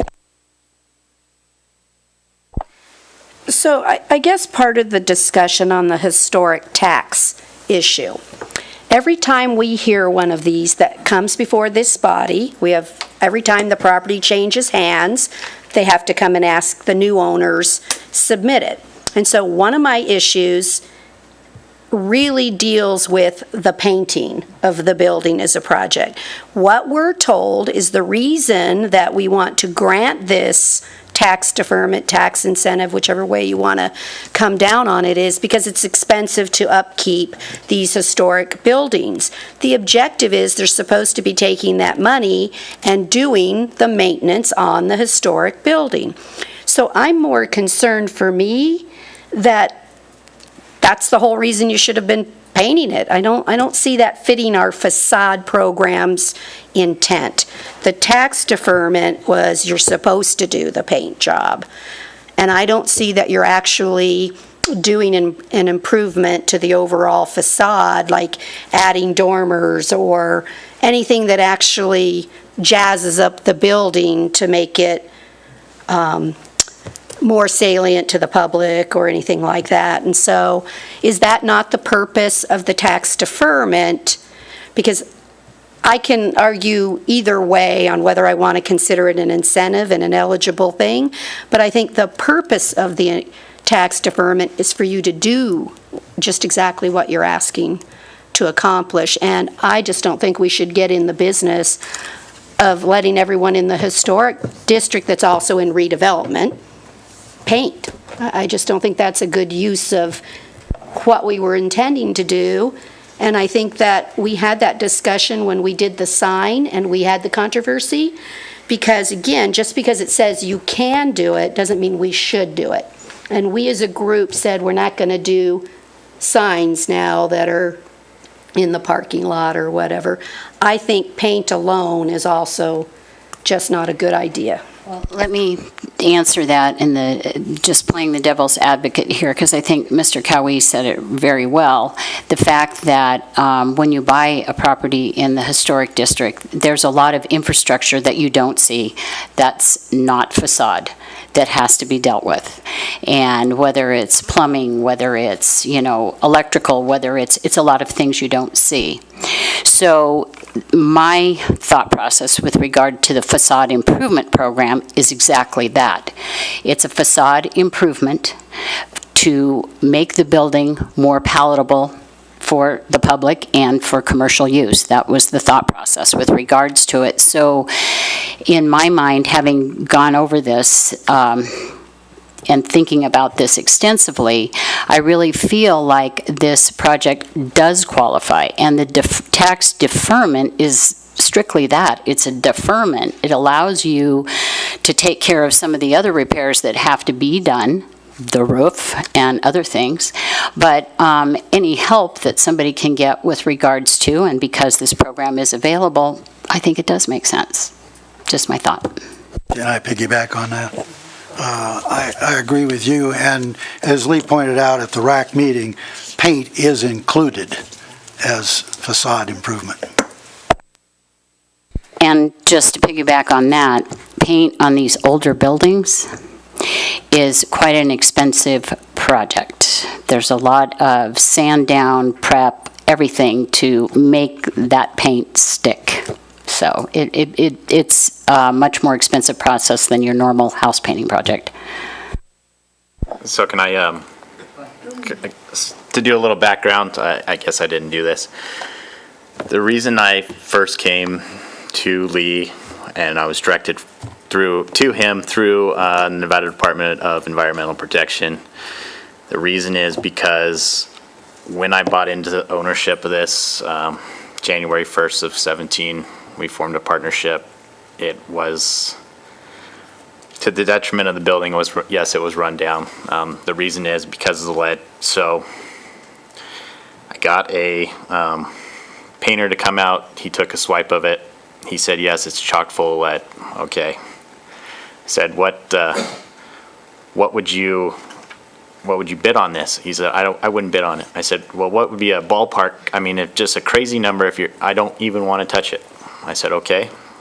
So what do I do? And he said, well, go get lead abatement. So I did go get 2 lead abatements quotes. One was for $10,000, $99.85. That was just to do the south side and the west side. And the other proposal was for $33,980. That was to do the whole building. That was, so that's where I started. That's when I said, man, maybe I can get some help with environmental protection or something, because yes, it has lead. Yes, it's old, and I want to get it cleaned up and dressed up appropriately. After that painter, I got some more bids, and they are willing to work around that the south, the west, and the east side were scraped at some point. So there is lead present. There'll always be lead present, but it's not as bad as the north side. The north side's never been scraped, and it is chock full of lead. So to follow up, those other painters have done their bids accordingly to figure out, we're gonna scrape this part, we're going to encapsulate this part. It is very expensive, but it needs to be done. And to the point of eligible improvement, it says clearly all exterior building facade updating and maintenance, including but not limited to painting, lighting, awnings, doors, fascia, and other decorative elements. So it clearly states that painting is in there. Being on the Historical Society's Blue Line Tour, I mean, you can't go and throw shutters up. You can't go and knock out a wall and put up a bay window. You have to keep it intact to what the original look and design was. So about the only thing you can do is paint, and you can't change the colors unless you want to go to the Historical Society and get it approved. So they're going to stay the same colors, the 3 colors. I guess that's all I got to say right now. Thank you. Any other board comment? Bob? Can I ask either of our board representative to the RAC or our staff here, can you give me a sense of what the RAC decision would be or would have been on painting? Had they taken a position that being in the historic district was not a tax incentive but a tax deferment and authorized under the code? Do you know what they would have done? I mean, was painting, if they'd have known that, I mean, if this board clarifies that, and if they'd have known that, where were they on painting? If you know, and I'm asking you to speculate, if you don't know, don't. Yeah, and I think it was generally understood that painting was an eligible activity. However, Supervisor Bagwell's question leads me to some other discussion they had about considering the merits of the project. That's not how the program was set up. That's not how the resolution was set up. It was set up on a first come, first served basis. There's no criteria in here, so I caution against randomly applying some meritorious criteria to this particular application without writing it in there. It was set up, here's the criteria. If you meet these criteria and we still have money, you get the incentive, is how the resolution was set up and written. There's not, like with other incentives where there's requirements and you have to show this and that, that was not the case with the setup for the facade improvement program. So I say that because if you feel that there should be some merit review on the merits and whether or not you like it, I think you should write some new policies into the resolution to say that, because I don't believe that's how it was originally set up. John? Yeah, just to answer your question from the current sitting RAC member, from my perspective, I think you would really be going down a thicket, a bramble bush, to try and sort out how people would have felt had it been presented differently. Right. The 3-3 was pretty ironclad, but came after a lengthy discussion of all of these issues. And consequently, I wouldn't hazard a guess how the vote would have gone had you taken the incentive issue out of it. I'd like to, because I think it would have gone the way I think it should have gone, but nevertheless, I can't speak for my other members, and both sides held pretty strong opinions on it. Is that not right, Lee? That's a fair assessment. Thank you. Go ahead, Bob. Just one more question to Dan. Do you think there's a distinction when we're talking about tax incentives between an incentive that might be applied for a general area without qualification as opposed to an incentive granted to an individual property owner?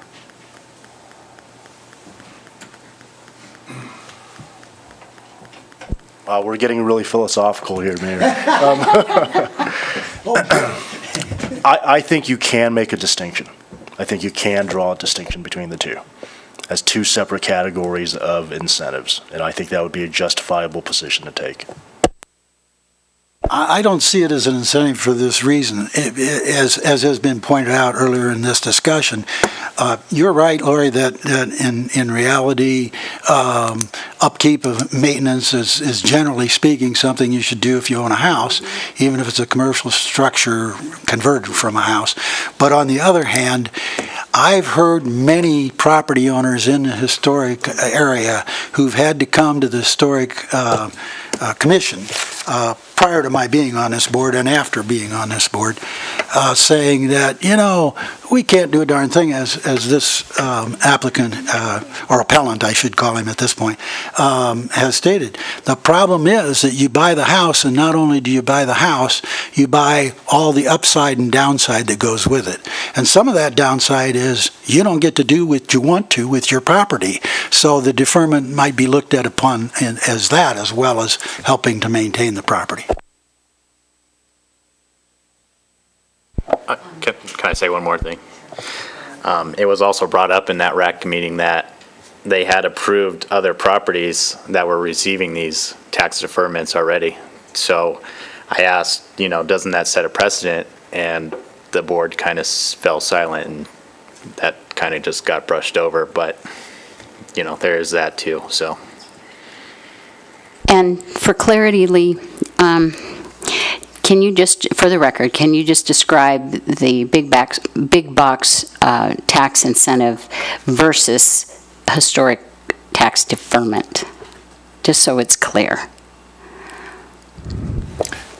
So that the big box tax incentive you're referring to was a program that was in the policies and has since been repealed and is no longer available, but basically to fill large empty spaces, an incentive was given by the city for a while to, if they got a new tenant in there, there's a reimbursement of, I forget the percentage of it, but it's 50%, but maybe it's 50% of the new sales tax over and above what was in there previously, I believe. So it's a reimbursement of sales tax to those properties for filling the vacant space. And I honestly don't know too much about the historic tax deferment. As even the assessor's office told me, it's a pretty complicated formula, how it actually ends up working in terms of impacting the actual taxes paid. But I have pulled up the open space assessment, and it's so any property is eligible any site or structure, one of the categories is for any site or structure designated as historic by the Carson City Board of Supervisors based on the criteria provided in Section 1807, which is the historic district section. So if they meet the criteria in terms of keeping it, in terms of historic preservation, then they're eligible, and this falls under open space use assessment under Carson City Municipal Code, and I think under the state law as well. It's called an open space use assessment. The tax essentially is paid later upon sale of the property. It's not always, because it's only for the last 6 or 7 years, so it keeps getting deferred indefinitely as long as the property, as long as they maintain it under these standards and keep it in the same ownership. And in fact, even when it transfers to new ownership, that the new one needs to apply, but it can keep going. Yeah. Right, okay, thank you. Any other board questions on this issue? John? No, but one more comment as far as I'm concerned. The issue that Lori has raised is not an inconsiderable issue. We don't want everybody coming in and saying, now the city has to paint my house, or at least half of it. But I would say that we and the RAC and our staff have a check on that, in the sense that when the money runs out, it's a first come, first served, and we don't have to provide that money if we want to shut that off.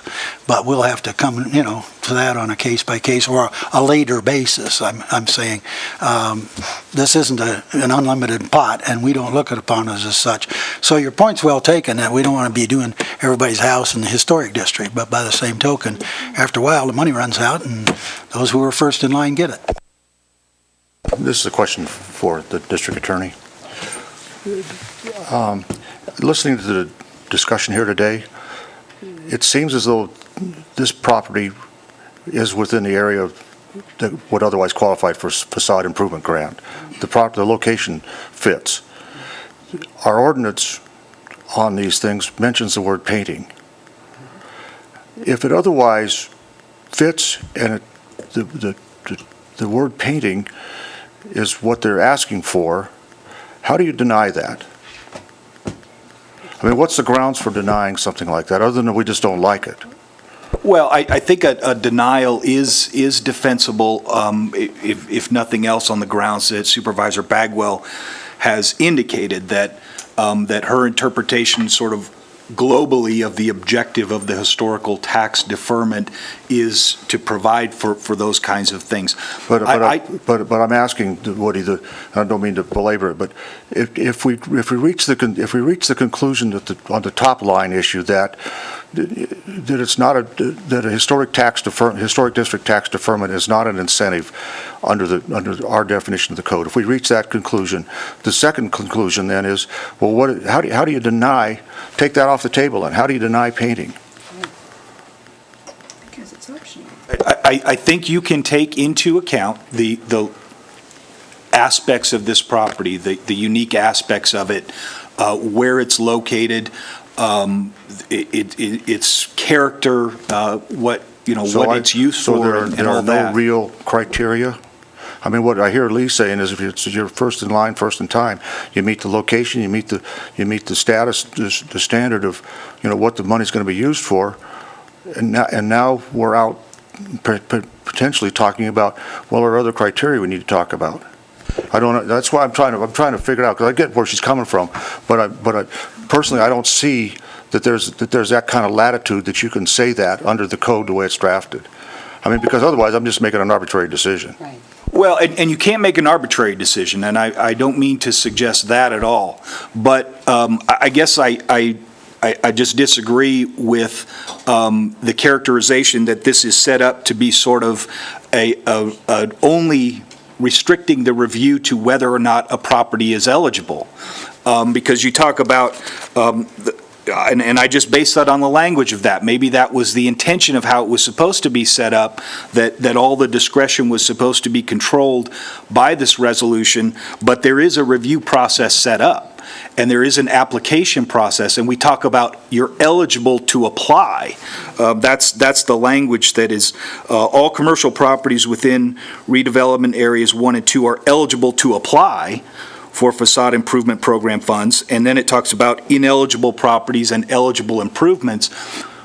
But my question would be, why do you have a review process if the only question is on eligibility? Why do you have RAC go through for consideration the review process? Why do you have an appeal process to this board unless it is to say, even if you're eligible, there is some level of discretion to approve or deny the expenditure of those funds? And when we talk about first in time, first in right, that means you get priority to have your application considered, and your application is based on a first come, first served basis. And once that money runs out, then that's it. The consideration is over. But my interpretation of that resolution is to say that gives you priority for consideration. It doesn't give you priority to guaranteed. So when this gentleman comes and files an appeal, does he know what criteria he may be up against on the appeal? I mean, does he know that we may have ideas about what qualifies and doesn't qualify that are not expressly stated by code, but it's just a personal feeling? Or it's one where, we just don't think it applies. We just don't think that painting works in this situation. I don't. You have to help me, because how does he ever get there? I mean, granted, there's a right of appeal, and I get where you're coming from. And that normally tells you that you've got some, that there has to be some criteria of approval or disapproval. But from his perspective, he's got no idea. I mean, I don't know if he's got no idea what those criteria are. So if he appeals, he's appealing on these things right here, and then how do you go from there? I mean, I'm just trying to figure it out, Mr. Sure, DA. no, I get it, and I think he's subject to the purpose of this resolution, and that purpose is to some extent unknown unless and until this board interprets the purpose of what it's trying to accomplish. Good legal discussion. Love it, man. I'm glad I'm retired. I don't have to deal with you guys anymore. All right. So actually, I want to speak to what both the DA and the mayor are talking about there. I don't think this is any different than all of the programs in which we grant dollars. We have committees that review them and make decisions that they're eligible, but it's not what's going to get picked. So we have not funded the ballet, even though we gave it to it years before. You have to make judgment calls, and all of the programs are dollars that we put out there to benefit the community. And I think it is upon us to say, is that the path we want to go down? Do we want just all the historic buildings coming in for paint? Well, they can't, because there's a Well, I mean, you'll run out of money, but I mean... Well, you run out of money, but there's also there's a locational area. As I understand it, under the ordinance. I mean, he's right on the edge of it, I think. Well, let me say it a little bit differently. I'm in the redevelopment district. I'm not historic. Are you going to let me paint? I'm not in the historic. So that's what I'm after here is... You have to be in, maybe I'm missing... Redevelopment, but you don't have to be in historic. No, you have to be in the area where, isn't there an area designed for the facade improvement program? Redevelopment area 1 or 2. Yes. So you have houses... Commercial properties only. Yeah. Right, they have to be commercial, but not all commercial dual residential ones are historic. We have lots of law offices, doctors, we have a lot of professional, because the other issue to me is this particular building, while it's commercial, it doesn't generate sales tax. So it's not one that's bringing the public off the street to come and visit that, other than the blue line that he is on, but it is not retail based. It's not generating sales tax. So I could get to that conclusion, but I don't see the latitude given in the ordinance to make that decision. That's correct. I just don't see it. I mean, if we want to clarify the ordinance and say that, that's okay. I mean, but I don't, but because I think this gentleman has some, you know, he's an appellant, he's got some rights to understand what the process is. And I think it's not particularly helpful to have him, you know, not know what he's going to be up against. Because if we're now going to make the decision that, you know, we don't think it should be all throughout the historic district, whatever, then they have a right to know that before they come up here and say, well, you know, so all I'm saying is he's got some rights too. I mean, to know what we're doing. No, I agree. No I mean, I'm certainly not suggesting that the board could do something arbitrary that had no basis to it. But consider roof decking, for instance. I mean, I think we can accept that the actual definition of a roof deck is the structure underneath the shingles. And because if this board were to interpret roof deck to not just mean that structure, but also include the shingles, that's making an interpretation of the purpose of the resolution that is not, I mean, from my perspective, is not clear from the language. So the board reserves its right to interpret that language. There's a definition of roof deck, though. There's no definition of painting, and there's no definition of drawing a circle around where you can paint and where you can't paint.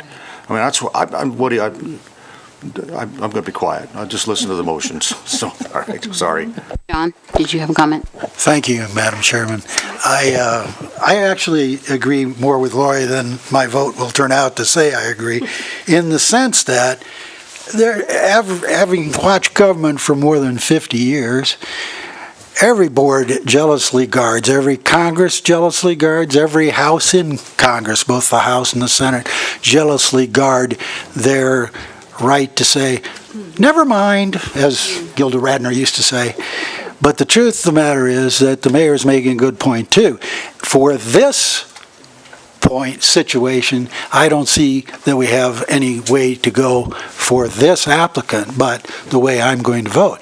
The truth of the matter is that Lori's point may be well made, and we should go back and revisit our language and revisit what the criteria are.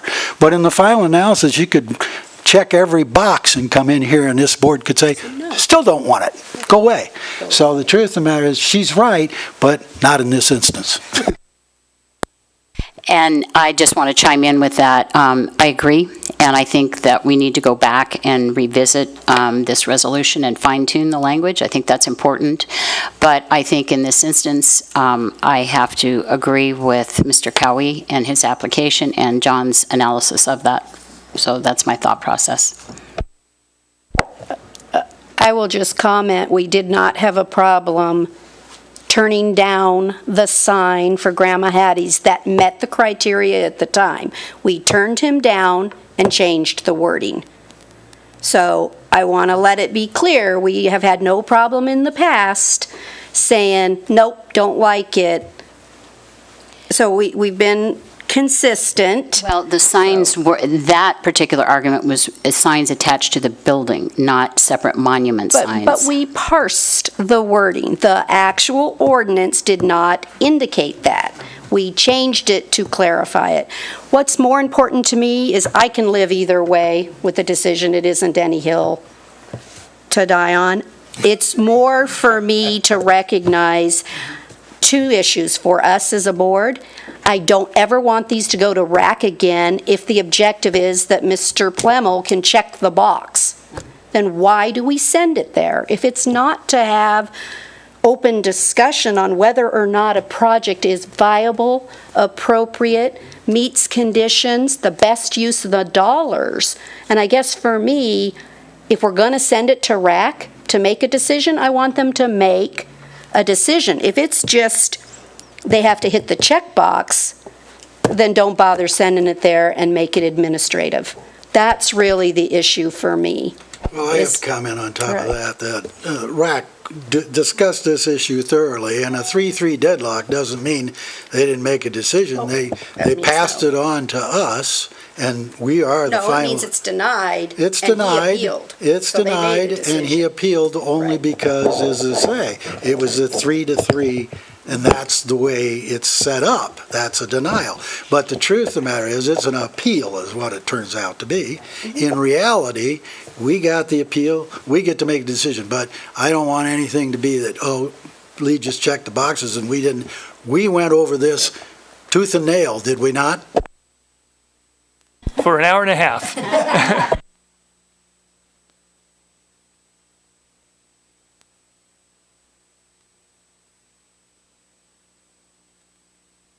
Is there any other board questions or comments? Is there any public comment with regards to this? Madam Chair, I actually have a question.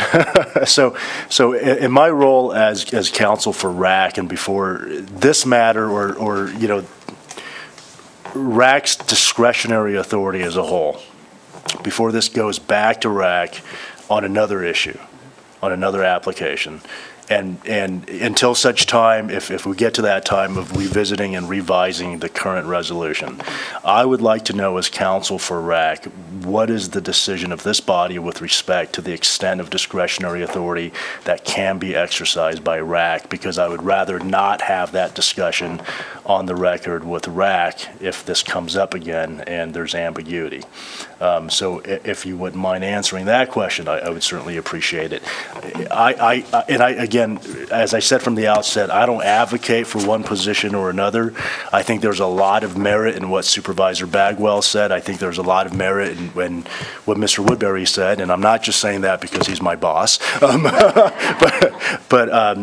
to play devil's advocate, I can also see an argument to be made where if you were to use, let's use for example the term eligibility. If you say, for purposes of taking the bar exam, as an example, you're eligible to take the bar exam, to sit for the bar exam of this state if you've graduated from an ABA accredited law school.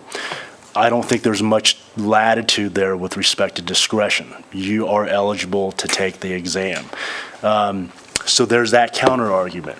But again, I think there's a lot of merit in what Supervisor Bagwell said in terms of, well, if this is simply a matter of checking the boxes, is there any discretion left whatsoever to the members of the RAC? And if not, then what is the purpose of a public hearing? So I see the counter side as well. But again, just for clarification, before this gets kicked, or not this matter, but before another matter arises before RAC, I would like clarification for those members, if possible. Dan? I want to add on. Okay, I want to add on too, so that you know, and certainly that was the discussion with the original adoption. Should we just make it administrative? If they meet everything, do it, or do this? And honestly, there wasn't a comfort level at just the administrative review, and that's probably the right thing to do, to put it in the public forum. It's a little. So ironically, we haven't even got past the eligibility part, and so even on that alone, there's an argument that it should go to RAC for public review, even if it is just first in, first out. So this is this reason that we're here today is exactly why they review it, is just to make sure that these are their interpretation of eligibility. So let's start with that. But then there's also compliance with development standards. So this happens to be just repainting, but there's been others where there've been new improvements. So I include the downtown development standards if it's downtown, or other commercial development and standards, and they may interpret it differently than I do. So they do have even under the scope of it as written, they do have a level of review to look at it and say these improvements are appropriate, therefore we'll approve them. But that is kind of the limit of discretion that's written in there. Unlike, as I mentioned before, in the redevelopment policies and procedures under that incentive program, there are some other findings that you have to make to authorize it, and that's those, to the mayor's point, those types of things that lead to a decision on some basis are not written into the resolution for the facade improvement program right now. But it's something perfectly agree that maybe it's time to revisit that and have that discussion. My comment to Dan's comment, and thank you, Lee, for saying that, because yes, we need to fine tune this. It's been a successful program, but we're getting into some intricacies that need to be visited. I agree with that totally. But I think the RAC's position has never changed on this. They need to consider an application on its own merits, and does it fit the goal of the program? And they are that body that will determine it above and beyond check boxes, because there's intricacies to every single project, as this one, that comes before the RAC. So I don't see that as changed. Can I just, you know, it's a good thing in a way where these things come up because they point out errors or inconsistencies or lack of clarity in our code, which should not have any lack of clarity. And so from that standpoint, I think, you know, even though we can gripe and complain about, well, we don't know this, we don't know that, and Woody and I can have, or the DA and I can have an esoteric argument about this stuff, at the end of the day, you know, where you're faced with a situation like this, yeah, you can make a decision that says, you know, we think it's just dead wrong to do painting in this situation. But we're going to clarify our ordinance to make sure that that is clear. We're going to go down and we're going to clarify the ordinance.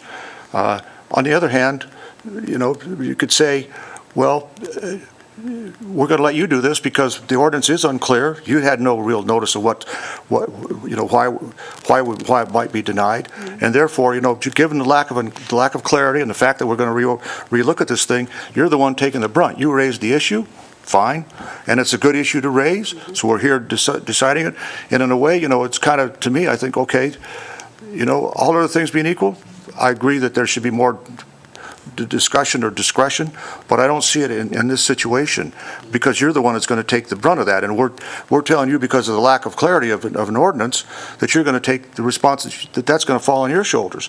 Shame on us. And so my own 2 cents is that if we're going to do this, I think that the historic tax deferment, because it applies generally across a geographic area, is not the same as other incentives that we've entered into with board approval on all these things. So, you know, I can get over that side, and you know, on the painting, the painting side, I don't understand, you know, how we can say when painting is clearly an authorized expenditure, how you say no on where we are on the record. So, you know, in a way, we pick the poison, let him take the burn of it, and we'll fix the ordinance, or let this one go through, and then we'll fix the ordinance. Whatever you want to do. So, how's that? Thank you. But anyway. John. Mr. Mayor, I would only disagree with one thing you said. Being an editor, I have to edit you and say that you and Mr. Woodbury didn't have an argument, you had a dialogue.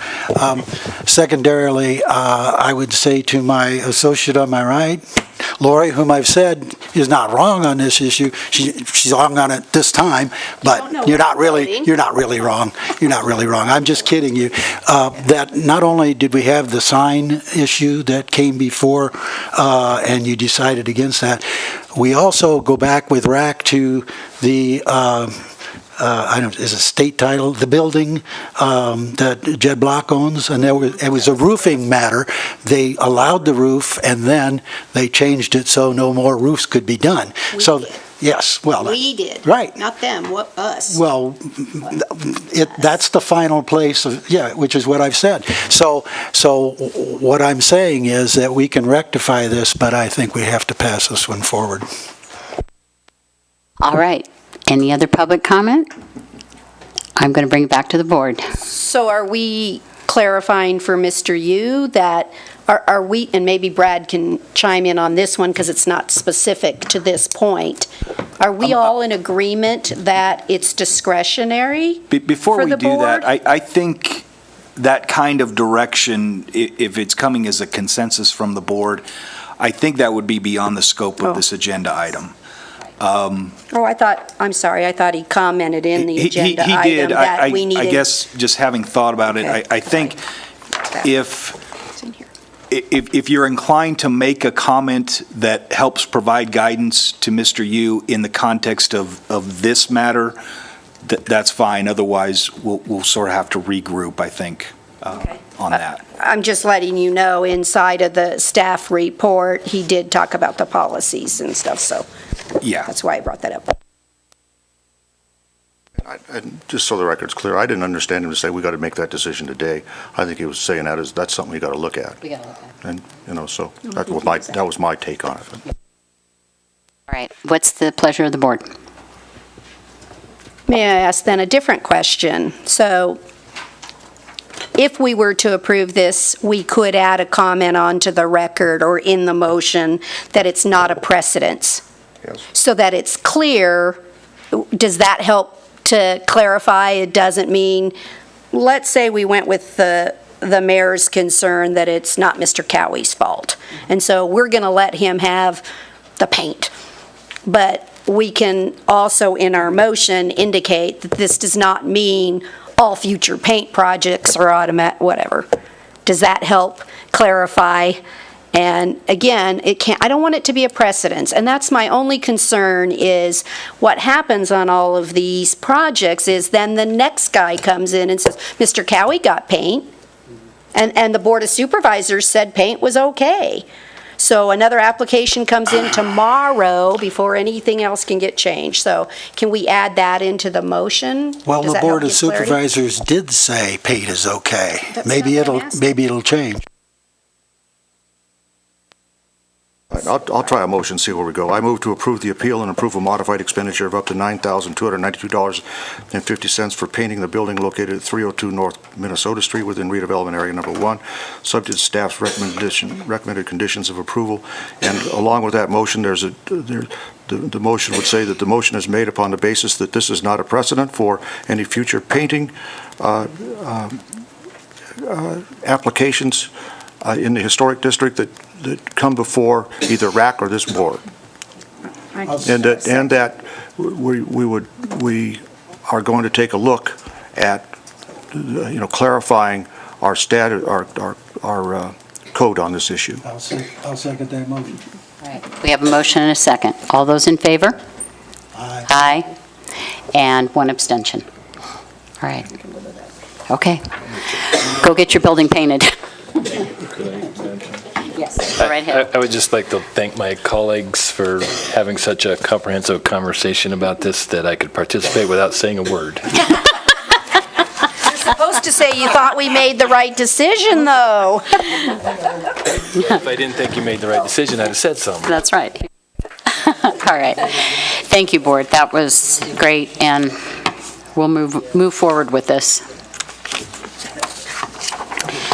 All right. Moving on to item 22B, and before we get started on that, I have a disclosure. NRS 281A.420 requires me to disclose a conflict of interest and abstain from voting if I have a disqualifying conflict. I serve as president of the Greenhouse Project, a nonprofit organization. The Downtown Business Association has previously donated $1,200 to the Greenhouse Project to help defray the cost of watering flower baskets that are provided to the downtown area. This donation was not a gift or loan to me, and I have no private commitment to the Downtown Business Association that would constitute a conflict of interest. Although I am not required to make this disclosure, I do so for full transparency, but because I do not have a disqualifying conflict, I will be voting on this matter. Other disclosures? Okay, Lee, will you take us through this one? This is for action to make a recommendation to the Board of Supervisors regarding the expenditure of up to $9,000. This is a special event request from the Downtown Business Association for the Carson City, for the Passport to Downtown event on October 26th of this year, which is the day before the Nevada Day Parade. This requires a recommendation from the Redevelopment Authority and action by the Board of Supervisors on a item after this to approve funding. So the request was for this event, and you have the information attached in there with some information from the past event, a flyer for this event. And the request was for $9,000. So there was a bit of discussion by the Citizens Committee on this one as well about the amount of funding, generally feeling that the amount requested was out of proportion with the size of this event relative to other funding that's been given to events in downtown Carson City by the Redevelopment Authority. And their recommendation is $4,500, half of the $9,000 request. So that is in your recommended motion to authorize the expenditure of $4,500 as recommended by the Citizens Committee. A note, Jennifer Smith with the Downtown Business Association is in the audience as well and available for questions. Thank you, Lee. One question I had was a large proportion of the projected expense was printing, and the Tourism Authority does printing. So my question is, was that brought up, considered, talked about at all?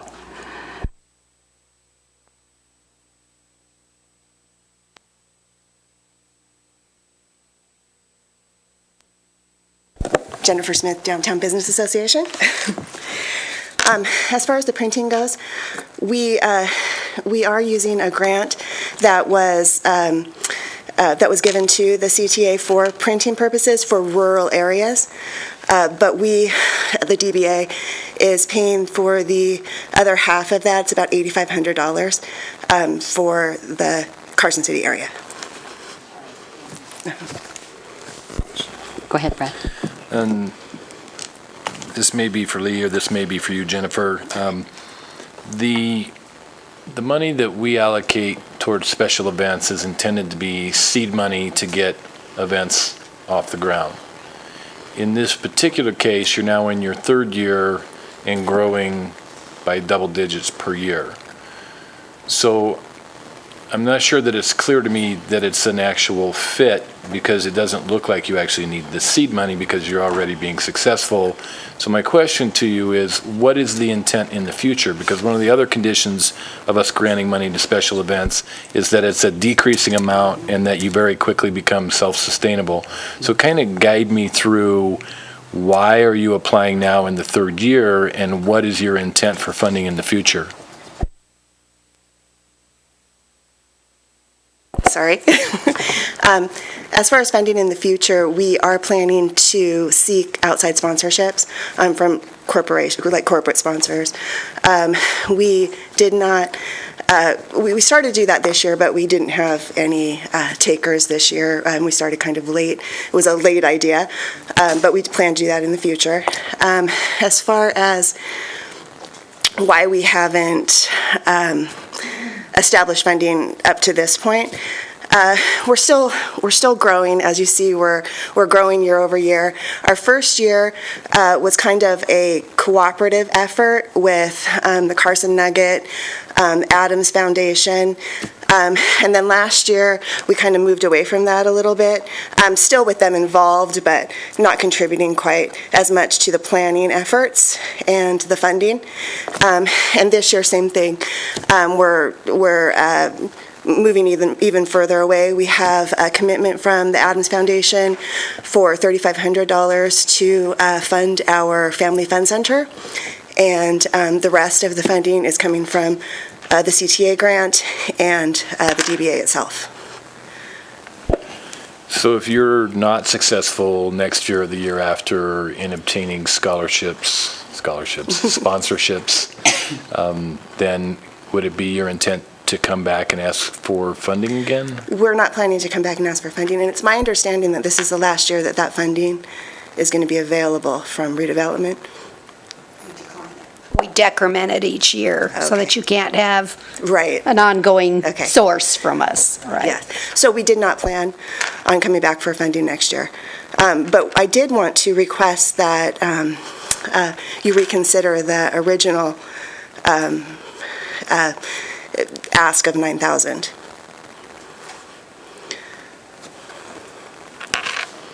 Thank you. Any other board questions? John?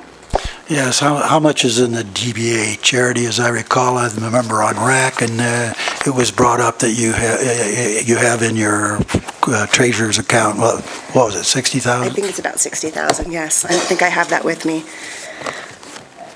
Yeah.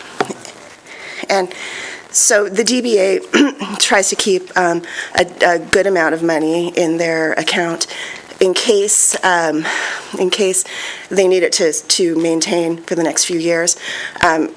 We always worry about losing the wine walk because of insurance. So if we were to lose the wine walk, that's our major source of fund, putting money back into our accounts. So we like to have enough to make sure it stays going for the next 2 or 3 years if we do lose that. Well, I think we should stick with what the committee recommended, because how many members and what are your dues? $50 a year? We have about 86 members right now, and our dues are, yes, $50 a year. And our business members do contribute, and businesses that aren't members, because this event is open to all the businesses downtown, not just members.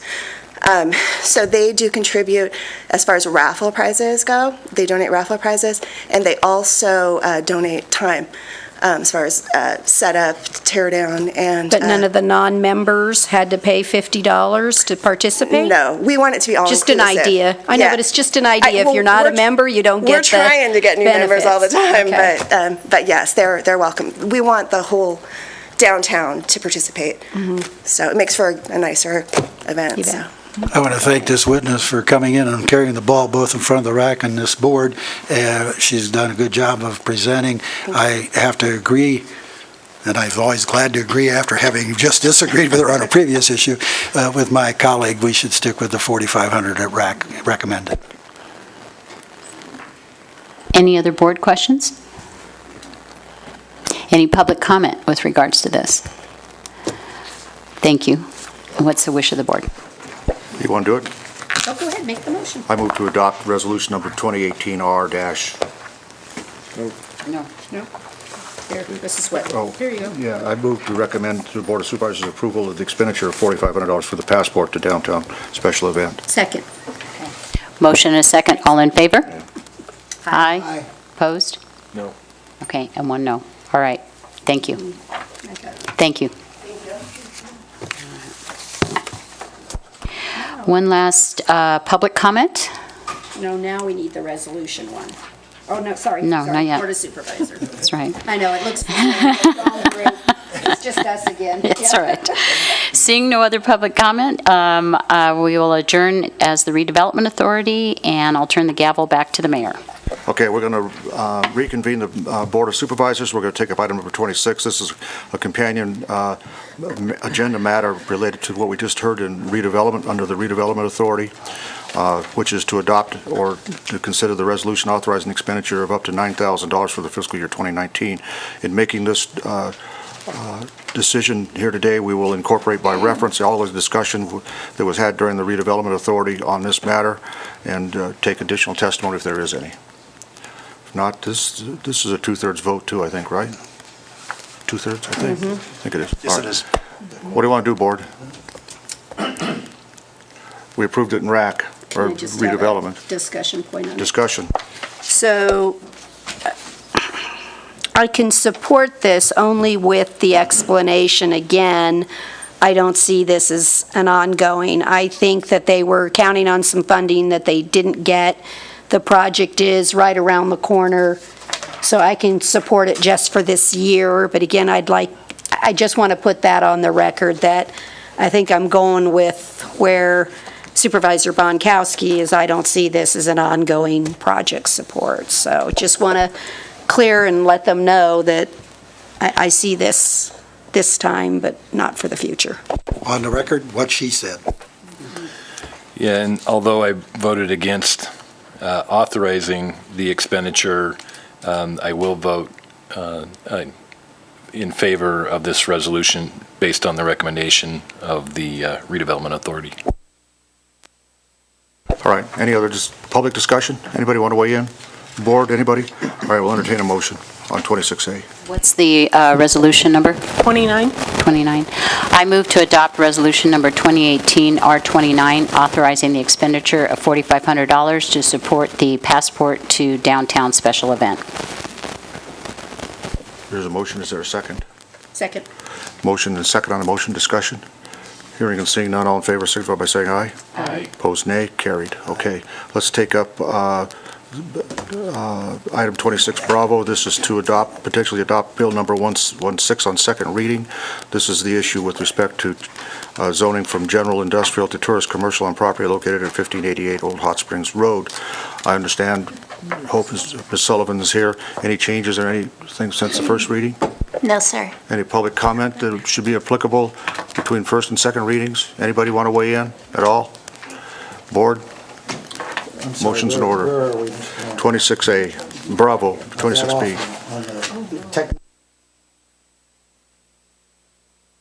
Is our, Second reading, okay. Anybody want to make a motion on second reading? We'll see where it goes. Okay, I'll wait till that. ordinance 19, 2?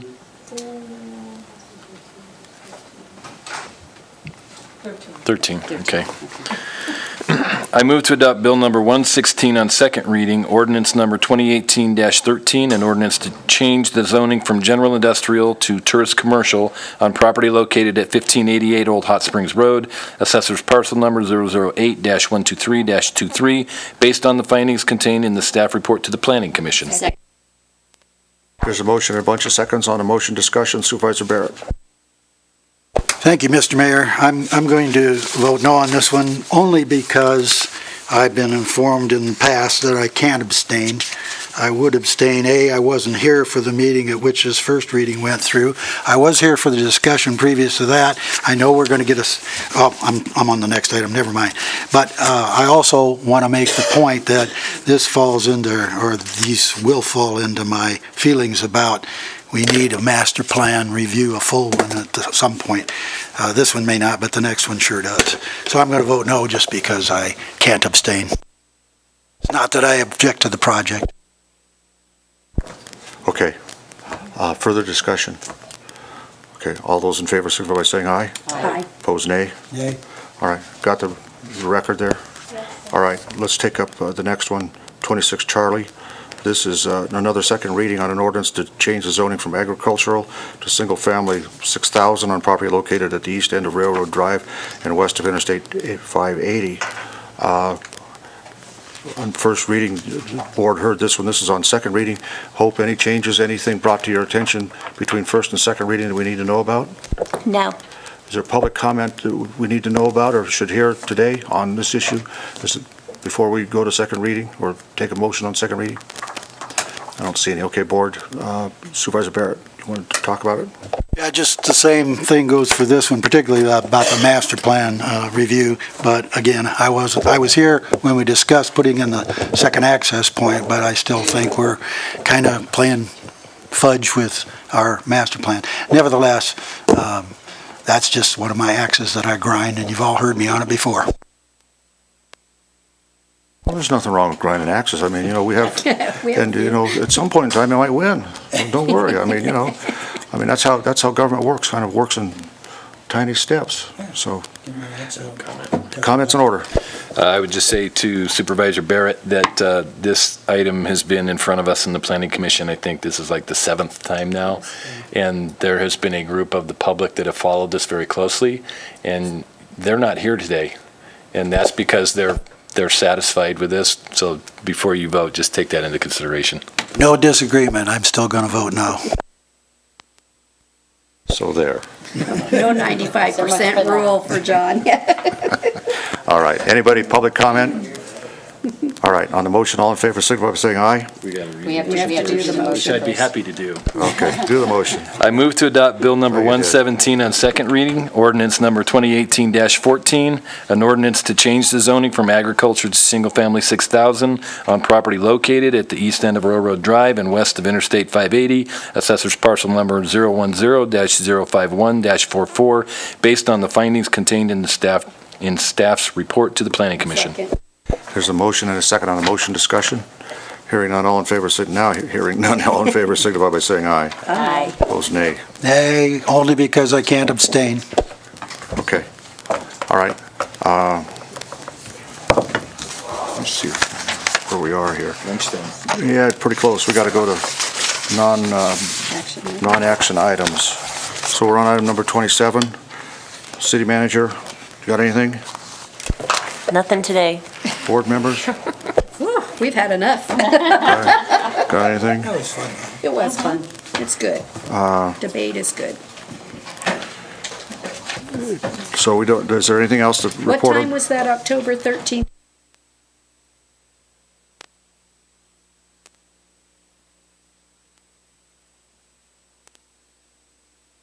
And for, there's a veterans ceremony in Douglas County at the Minden Courthouse, the old courthouse, at noon Saturday, where they're going to have, they have a monument down there that they're going to, a veterans monument they're going to unveil. And so that's in Minden. And tonight also in Minden is the Mental Health Initiative's NAMI's dinner at the Carson Valley Inn.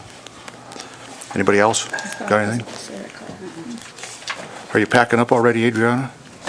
Maybe we, I'm sorry, Mayor, I have to drive to Elko. well, at least you're not driving to Ely to go to jail. That's all right. Hopefully it won't end up All there. right, all right. All right, anything else to come before us, before we recess and take up, at 1:30, take up the Cultural Affairs appointment? Anything? Anybody?